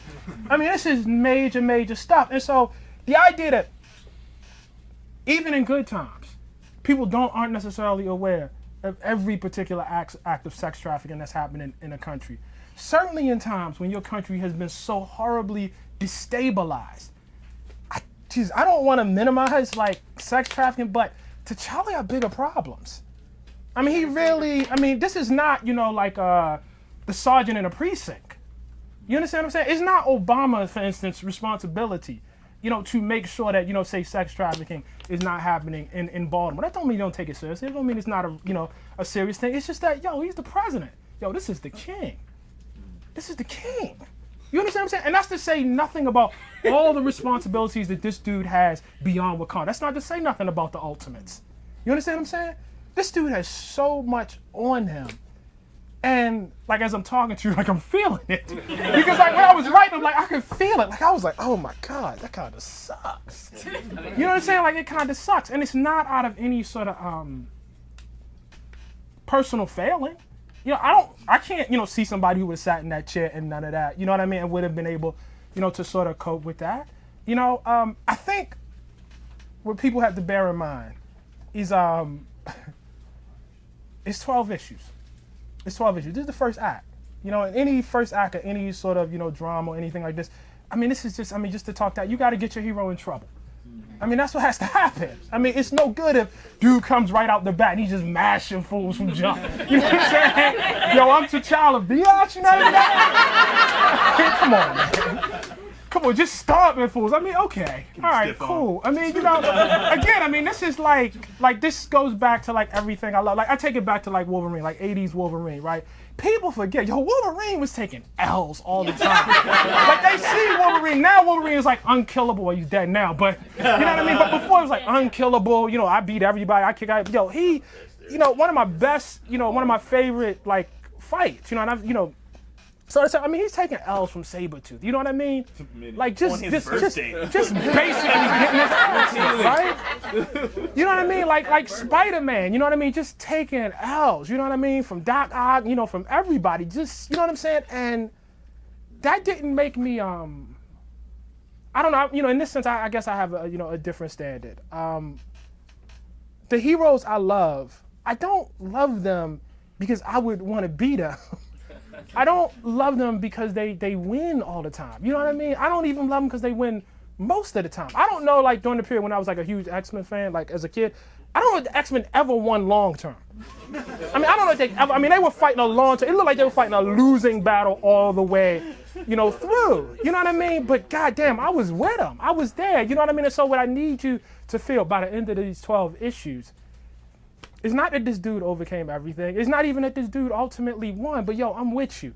I feel you. I understand. You know what I mean? There's some part of me that I see in you.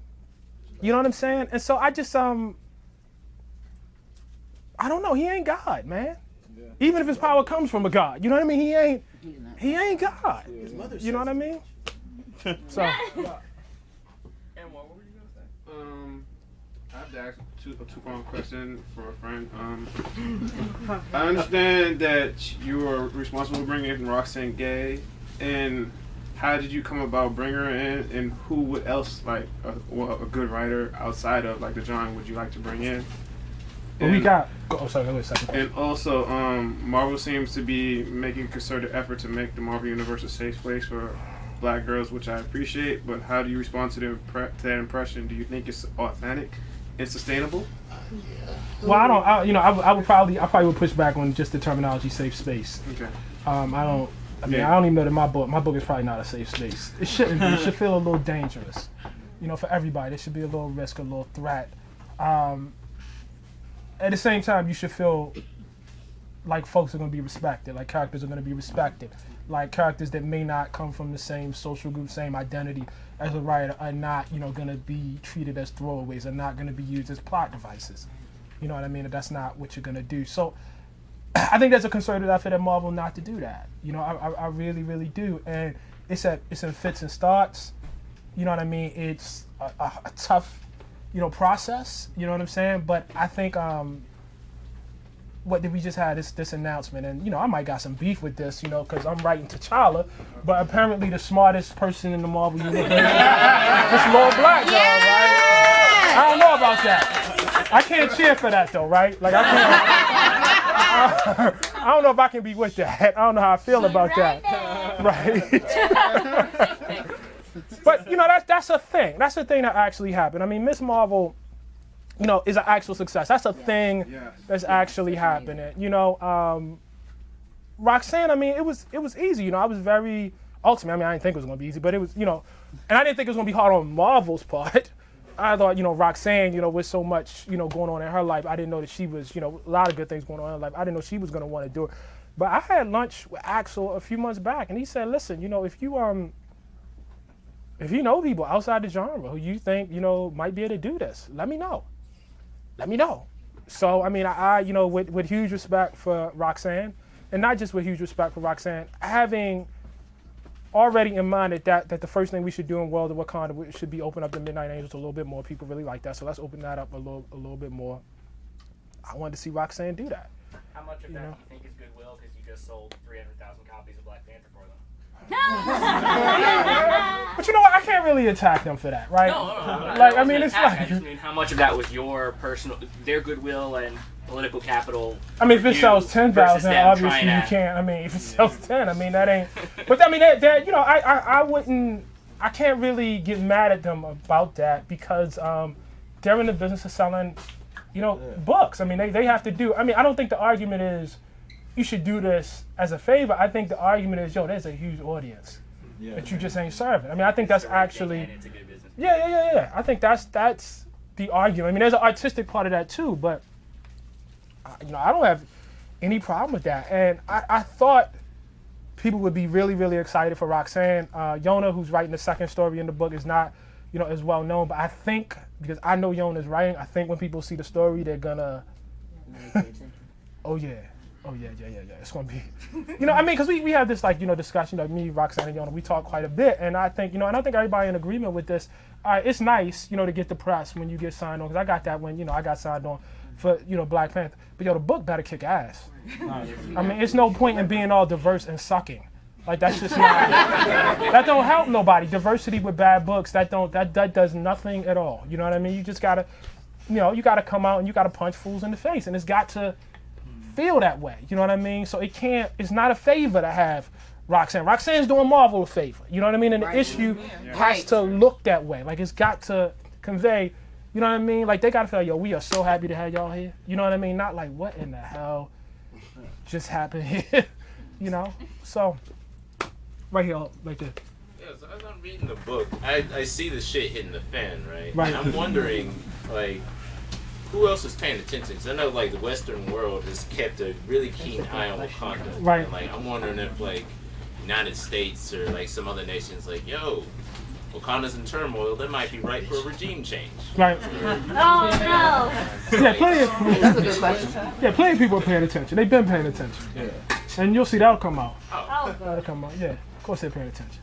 So one of the reasons that you have all the space and the freedom to do this world building and tell these damn stories is because you're not getting sucked into line-wide crossovers. Right. Even though T'Challa is doing Civil War stuff. Right.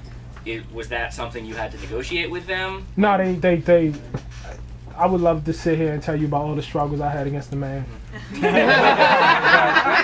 And did they just give you a one crossover grace period when Civil War 3 happens? No, they said, yo, you do you. They really did. I actually kind of I was nervous about doing that because I wanted this to be good and I didn't want to make it was already a hard job. But I'm looking at Civil War. I'm like, damn, I wish I had done a couple one shots or something like that. I'm kind of feeling like that. I wanted, and maybe I kind of wish I had a thought more about maybe there was crossover potential. I know that leaves a bad taste in a lot of people's mouths, but I don't think it has to. You know what I mean? I think if you can naturally make it cohere. Yeah, I think it's only when it's forced. Yeah, and they did, and nobody was forcing me. So maybe I could have spent a little bit more time thinking about whether that worked, They asked for input on when I was at the summit about where T'Challa ultimately falls down on the sides, and I gave my input on that. And and then folks write the story they're gonna write. So Yeah, and then you. Nuts and bolts question. You look at the newest issue. You have a map of Wakanda, Right. and I'm wondering, like, there's no legend. Like, you don't know how big Wakanda is, just from like a mileage standpoint. Right. I guess kilometers, or in this case, it's not America. Right. And my question is that intentional? Like, do you not want us to know exactly how big it is, or how the political system coherently works? No, when that's it's not. supposed to No, be working, in or- my mind, like that will not be the last time you'll see the map, and there'll be different maps, and those maps will convey different information. That map conveys that information right now, which is kind of related. I guess is that is issue. So it's more related actually to issue 3 than issue 4.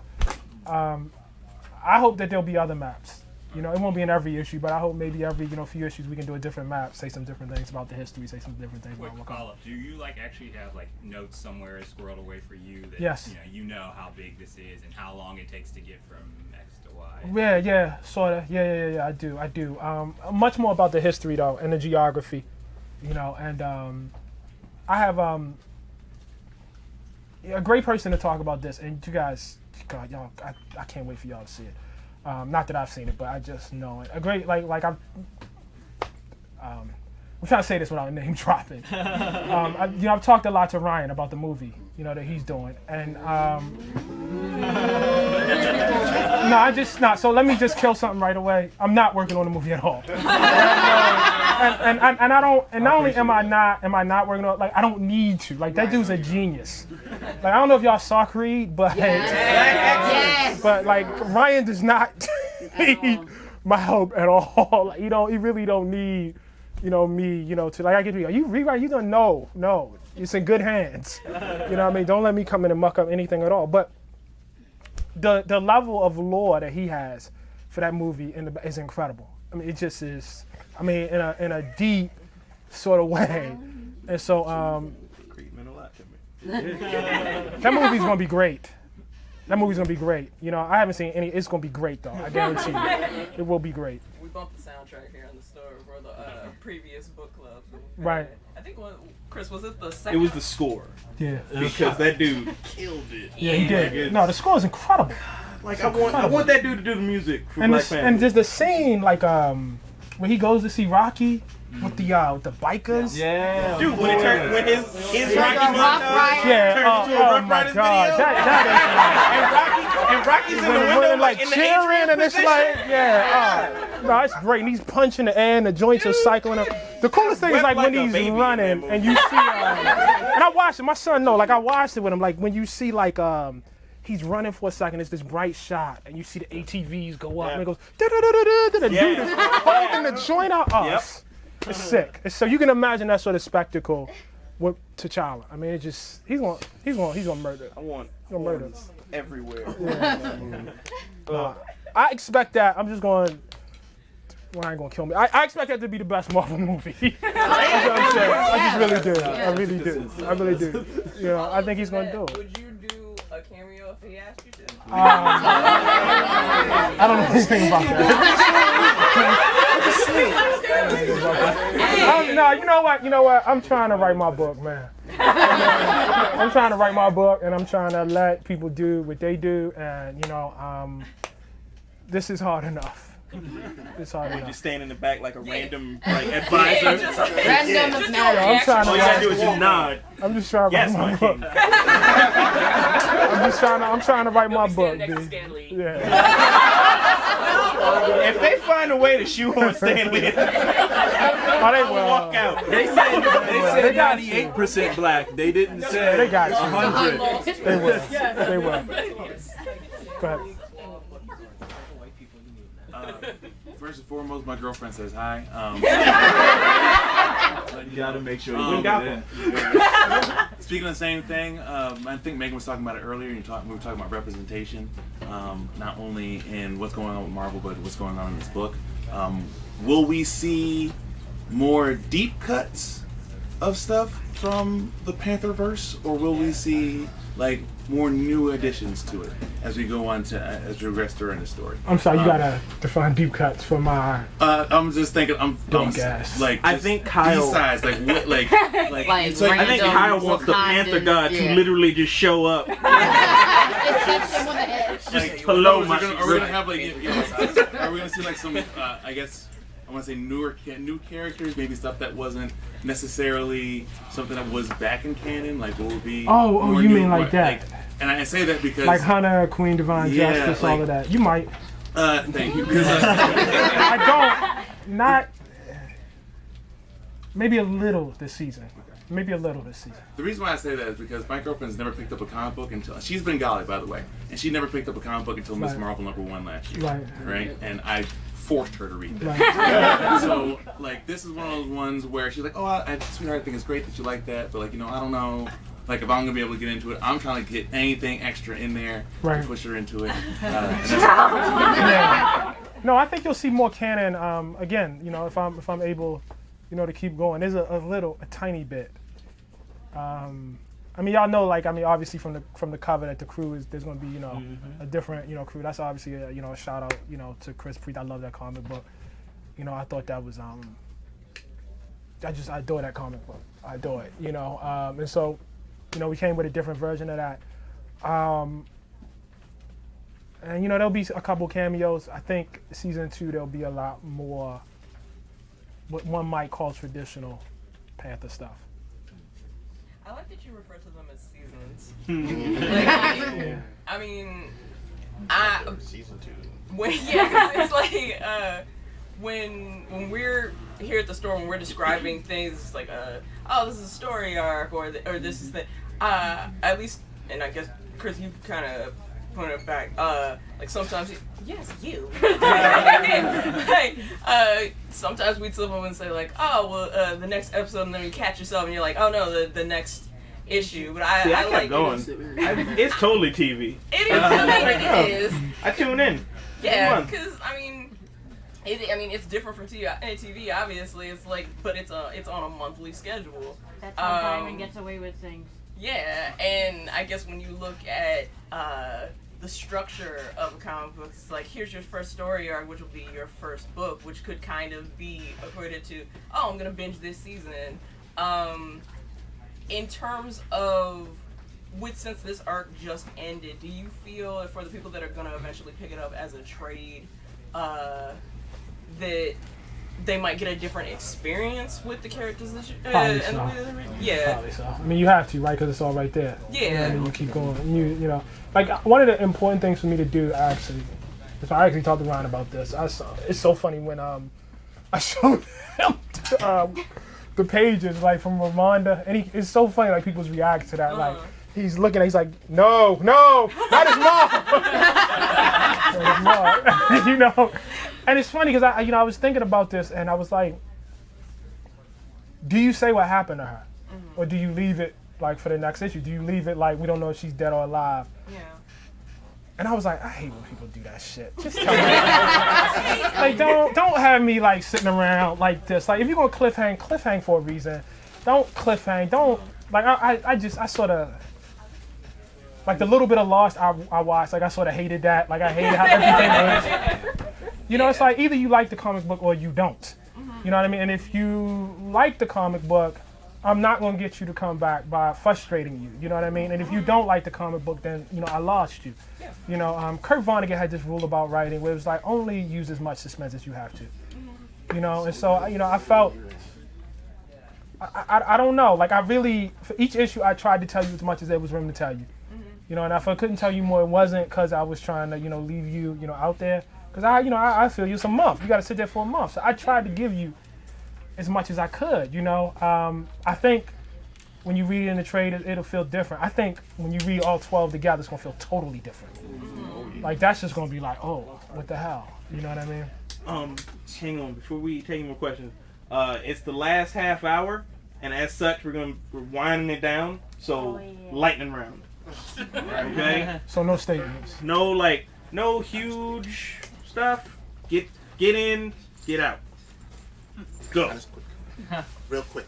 Something to take back to the heads of Marvel. Can we bring Bishop back, please? Get out!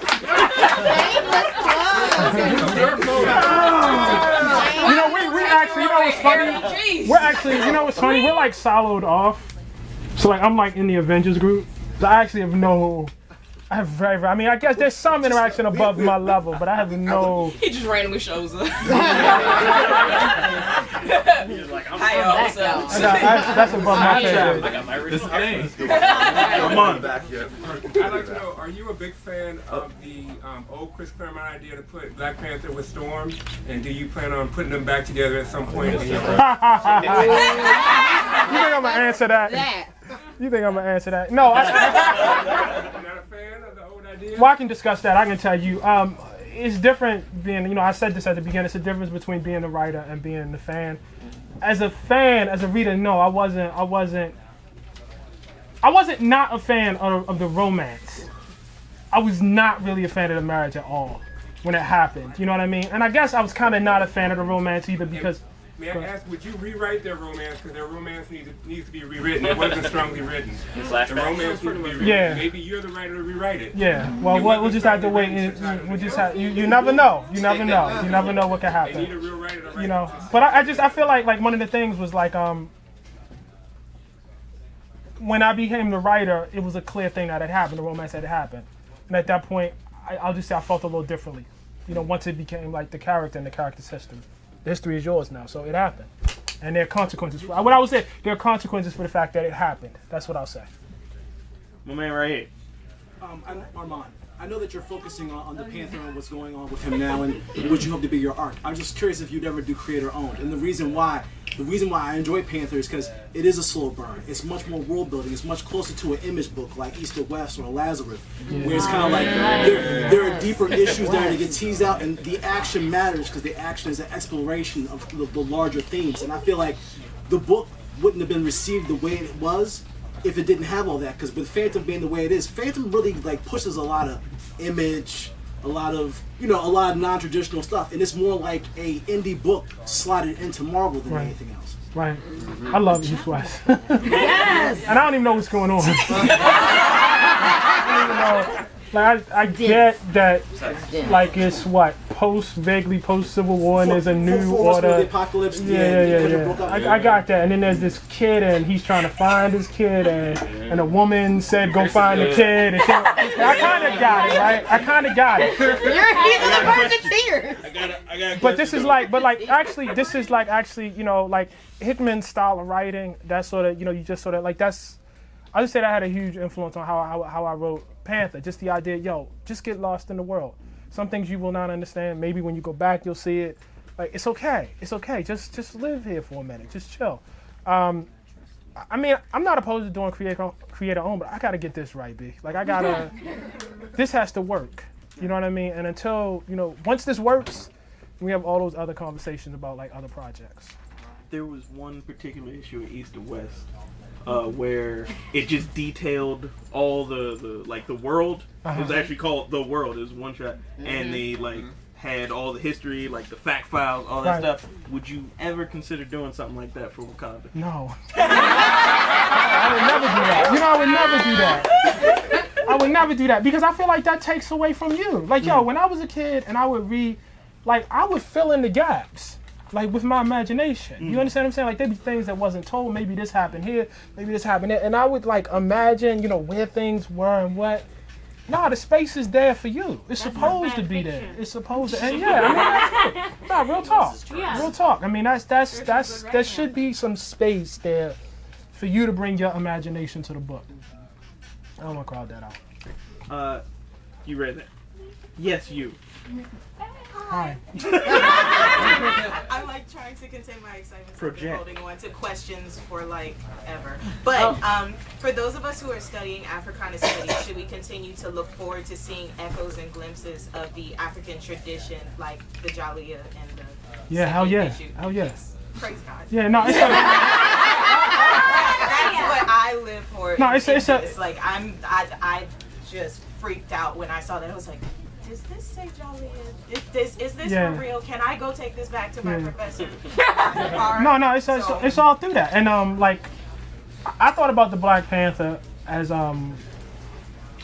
weird as it sounds, I thought about it as a diasporic creation. Even though it's in Africa, it's clearly it was made by American creators.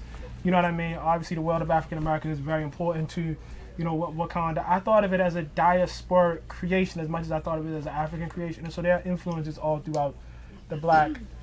I mean, I was literally gonna, Jesus, this is giving it a giveaway. I'm glad I didn't do this. I was gonna call the first season. I was gonna call it the Black Jacobins, because of C.L.R. Drake's great book on Haiti. But I was like, it's too much. That's too much. But that got the idea of like revolution and all of that, and and also it was like, do they consider themselves like, is black like the framework that they're working with, given where they live in the country? I don't know that it is. I mean, they know that in the wider world, but in Wakanda, is that actually the best representation? But yeah, it's all through that. Wait till you see like the jollier stuff expounded. I mean, it's gonna be stuff like on the Battle of Ottawa. It's all sorts of crazy stuff in there. Yeah, you'll like it. Yeah, no, it's all through that. Bro. Actually, following that question, there have been like lots of conflicts of like recently. I just recently actually learned about like, for example, the Rwandan genocide. Right. I didn't learn about that until I watched it in one of my elective classes. Right. So we didn't even really talk about it in my world history class. Right. And it's like, will things like those terrors, like, I know how like, Thanos came over and Dr. Doom, yeah, but will there be like those types of terrors that come from like, revolution, but then you have like people who end up just slaughtering people in masses to like the point that it's like a whole road is full of dead people? Probably not. Just because it's been I feel like the one thing, like, again, like in season 1, I am writing out of history.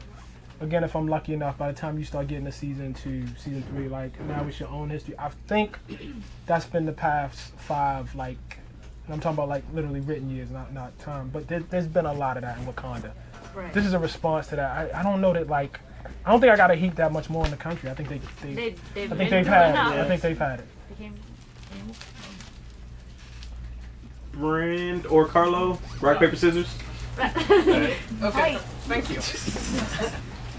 So, kind of on the topic of delving into more religion and philosophy that was just brought up, I, in this issue, really enjoyed reading the discussion that happened between Chanjamir and Ramonda, and going through their own history and just how deep it goes in the past, shape the present where they are now, the idea of the Wakandan monarchy, and how you can see that very much in what might happen in the future of Iran, and even how Tattoo interprets it, as he saw in his discussion with the Midnight Angels. My question going with that is, when's T'Challa going to get involved in that? Because you feel like T'Challa is very much an observer in these philosophies playing out as they are. He's either acting around them, seeing them unfold in real time, and just reacting to them and not getting to show a perspective. And it's kind of been made clear in both this and in Ultimates that T'Challa as a character is someone with varying types of opinions and ways to act and act harshly, but at the same time is a thinker. I really don't want to see where he'd play out in talks like that. Issue 5. You got it though. Actually, there's a little bit of that in issue 2. In that action scene where he's narrating, like there's a little bit of that in issue 2. There's some of it in There's some of that in issue 4 when he's having a conversation with Ramonda. You will see a lot more of it in issue 5 and going forward. All right, Brent. So, 2 related questions. What is the virtue of having the season approach? 12, and specifically your 12-issue season.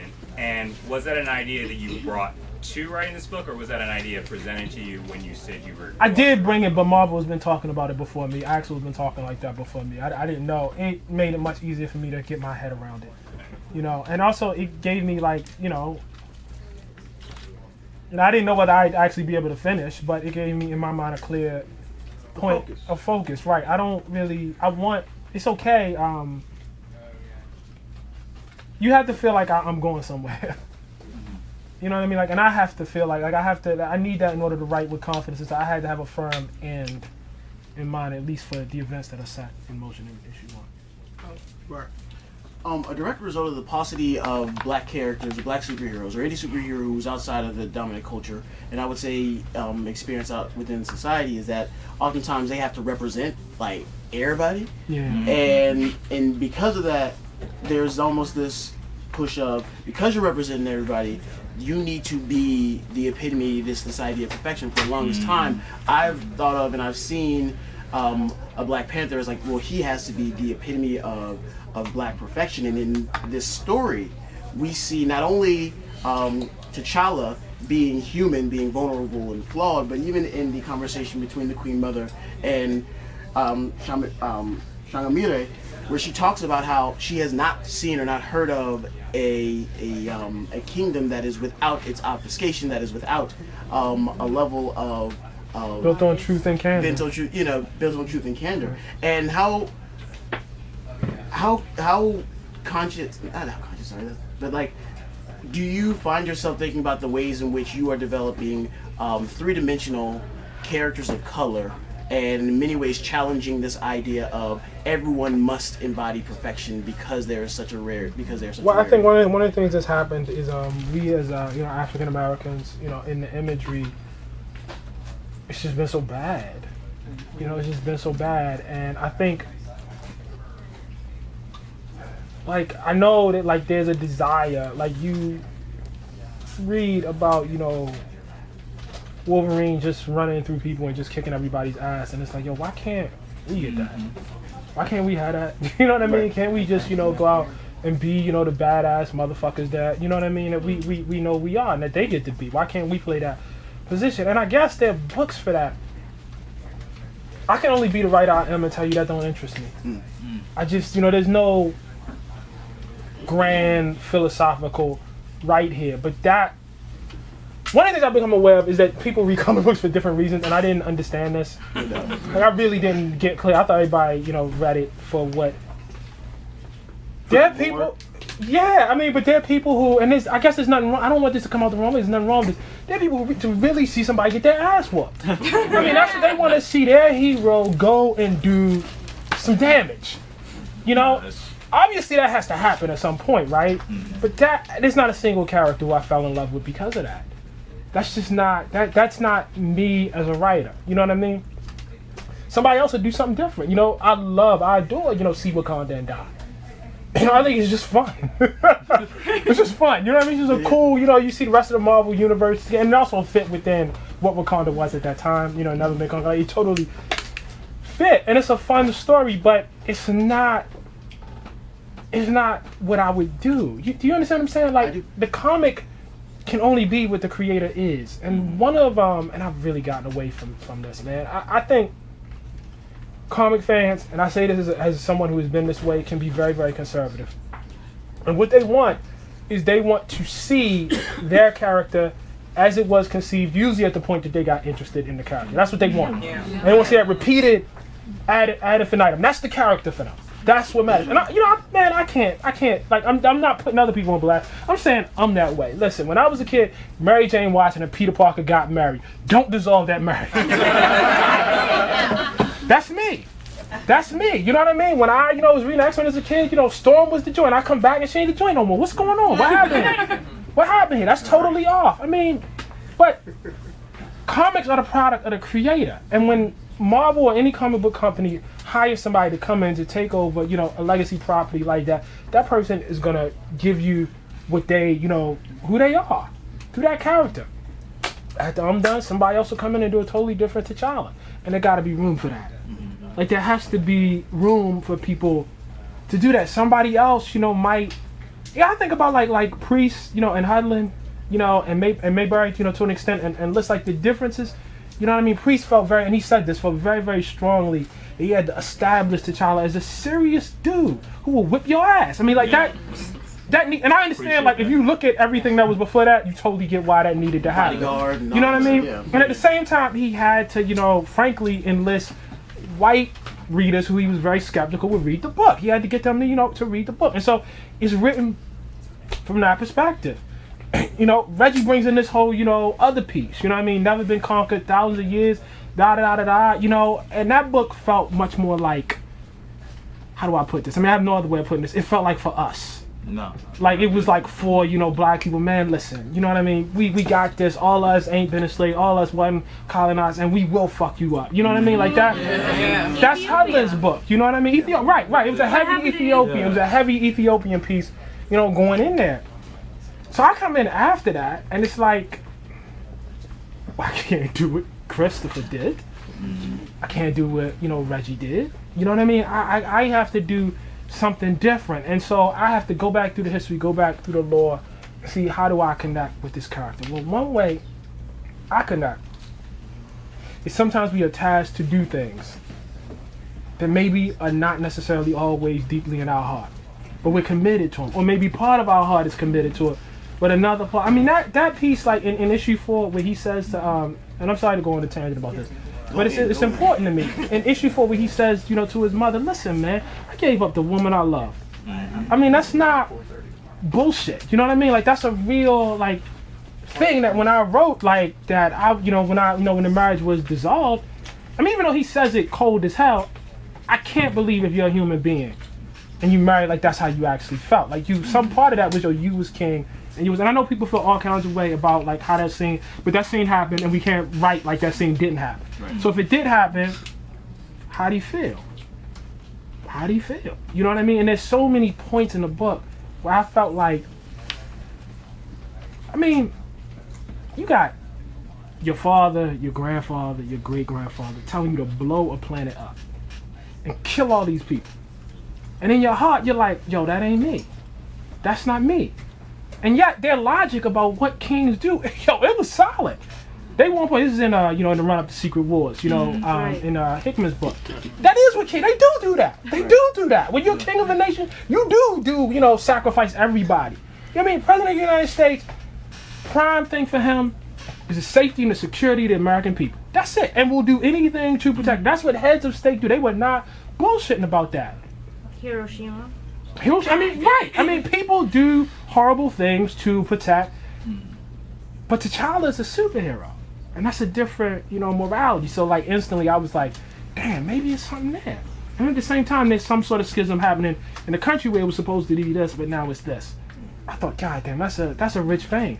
How can you not write out of that? That's me. That's what I saw. Some other creator would have saw something different, Chris? This is... I'm trying to figure out how to say this. So I'm a very passive fan. Like, I'm one of those, like, I go to the movies, I hear my friends talk about it, and I'm like, oh, okay, and just kind of roll with it. I'm enjoying myself. I started reading this. This is my first true comic book series that I've started reading, and I've gotten into it. And I see it one way, and then I come to the book club here, and it is completely, I'm learning all kinds of new things and hearing all this background. Did you expect, or are you surprised with the book clubs that are popping up and the discussions that are coming from it? Are there others? I mean...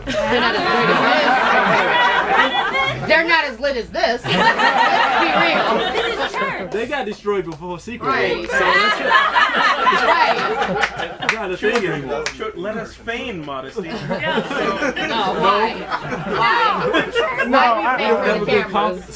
No, I think, like, when you ask, like, no, the book is more successful than anything I ever imagined. I just didn't, well, see, like that's a question about me, though. Like, I had some events happen in my life over the past 2 years that made me somebody that I wasn't before. And so a level of celebrity came to me that I did not ask for, totally. But it's cool. It's cool. It's cool. You said that. Pretty good. But, like, some things happened in my life that really raised the profile, and they were happening, like, right around the time that Marvel asked me to write the book. And so I think that brought some people in. Ask me that question once we get to issue 8. If it's still selling by issue 8, then I'll say, okay, this is a bona fide thing. But right now, I mean, it's still, we'll see. See who comes back and keeps going, I mean, I'll be honest, I was the one that tweeted out to you last month, and when you came back that quickly, I kind of was like, guys? We have a video of our co-owner cursing out loud when she first found out. It's pretty funny. It was just a stampede of feet. Everybody was like, ah! And you could hear it downstairs, like in the subway. Subway guy was upset. Yeah. He was like, what are you doing? And we were just like, it's a book club, sorry. One black people together.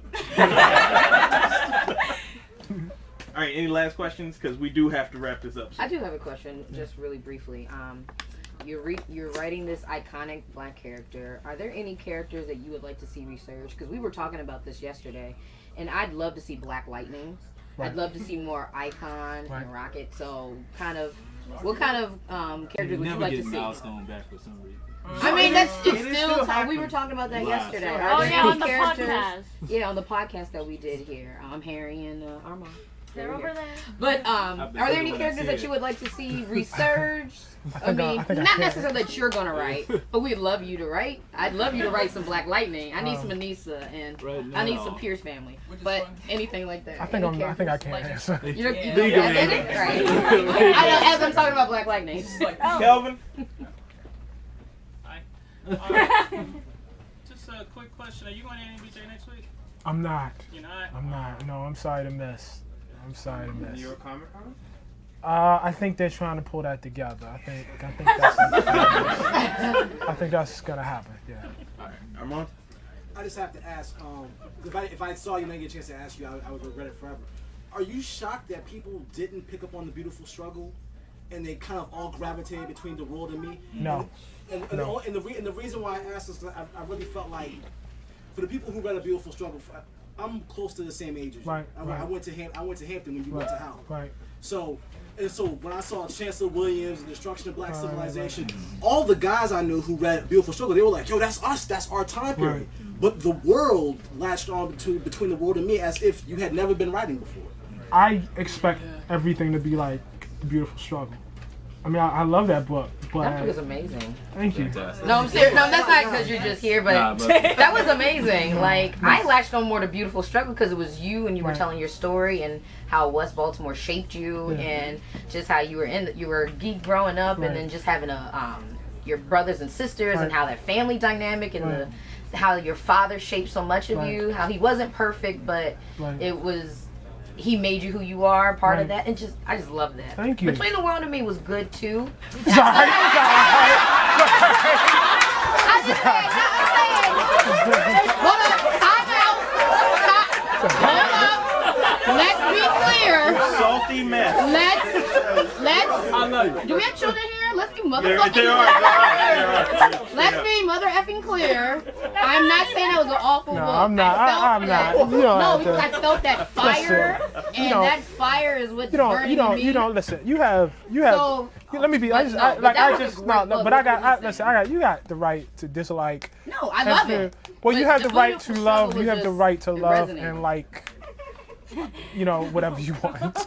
You know what I mean? It's ultimately, though, those books are. Listen, I'm just trying to express. Yeah, they're different. And then some people will like. They're very different. You know what I mean? And some people will like them, and some people will not. You know what I mean? And that's cool. In terms of like the success, I was completely floored by Between the World and Me. I was floored by Black Panther. Between the World and Me is about. I'm sorry. The Beautiful Struggle is about the level of success I expect. You try to write, and then. Some people will feel it, some people, will not. And you have to be prepared for no one to feel it. Or very few people to feel it. Or just, people that went to, Hampton or Howard to feel from West Baltimore, whatever. You have to be prepared for that, and you have to write in spite of that. I do think some things happen, though, in the meantime. I think that book was published in 2008. I had just started writing at The Atlantic. So that, you attach The Atlantic to your name, it elevates. I wrote, some magazine articles before Between the World and Me came out that, elevates you a little bit. So by the time Between the World and Me came out, and certainly by the time Black Panther hit, I wasn't the same. I wasn't perceived the same way publicly, All right, y'all. I've been told by the producer that we have time for one more question, and we got to start. Make it a good one. All right? Yeah. What's your favorite color? Don't do that. So... No, nobody up here because we've kind of been talking. So somebody that ain't asked one, please. Yeah. What's your favorite color? Can we ask Evan? So, Eric. So for a lot of writers, especially with books that are philosophical sheen like Black Panther does, there's a character that's kind of, for lack of a better word, their mouthpiece character. That person is saying the things that you're actually thinking that explains your view of the world. For Black Panthers, they're a particular character. Every single one. Everyone. All of them. All of them, from Ayo to Anika to Zenzi, who doesn't even talk that much, to Tattoo to T'Challa. Every single person is, I love them all. I really do. I really, really do. And there's some of me in each and every one of them, and it really needs to be that way. You know what I mean? You gotta do justice. I mean, you can't. It's not interesting to just read somebody's foil. It's just not interesting. You know what I mean? For me, you know. And so, yeah, you know, in all of them. My favorite color is blue. There you go. All right.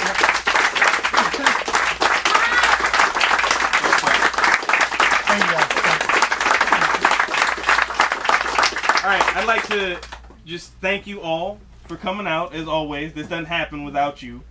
All right. Wait, can I just say, I don't know if this is still being filmed or not. It looks like it's not. So, I'm just gonna I just shout out a few of my favorites, and you guys are probably already up on this, but I just want to say I gotta shout them out because they're the books that influence me even as I write now. Wicked and Divine, I just adore. That's everybody. I already shouted out Black Widow, which I think is great. Vision, I think, is incredible. And I think Mockingbird is the most underrated comic. Yeah, it's great. It's incredible. Have you read the 5th issue yet? I have. I love it. It's a beautiful book. It's so romantic and just warm, and it's just a great. That's what I mean about them being different kinds of books. It's just a different book. Like that book starts out, people are obviously coming in to Mockingbird with like preconceived notions, like, oh, secondhand Black Canary, and they run with that and dismantle it, and it's great. Wonderful. It's a beautiful, beautiful book. Issue 2 of the Hellfire Club is still man, so good. Man, I just love the one dude who's it's like Hellfire Club hasn't meant anything to anybody since 1980. Now mine is the AIM knockoff Underwater. Oh, children in here. We have a vocal person. No. She wants to ask a question. She wants to be heard.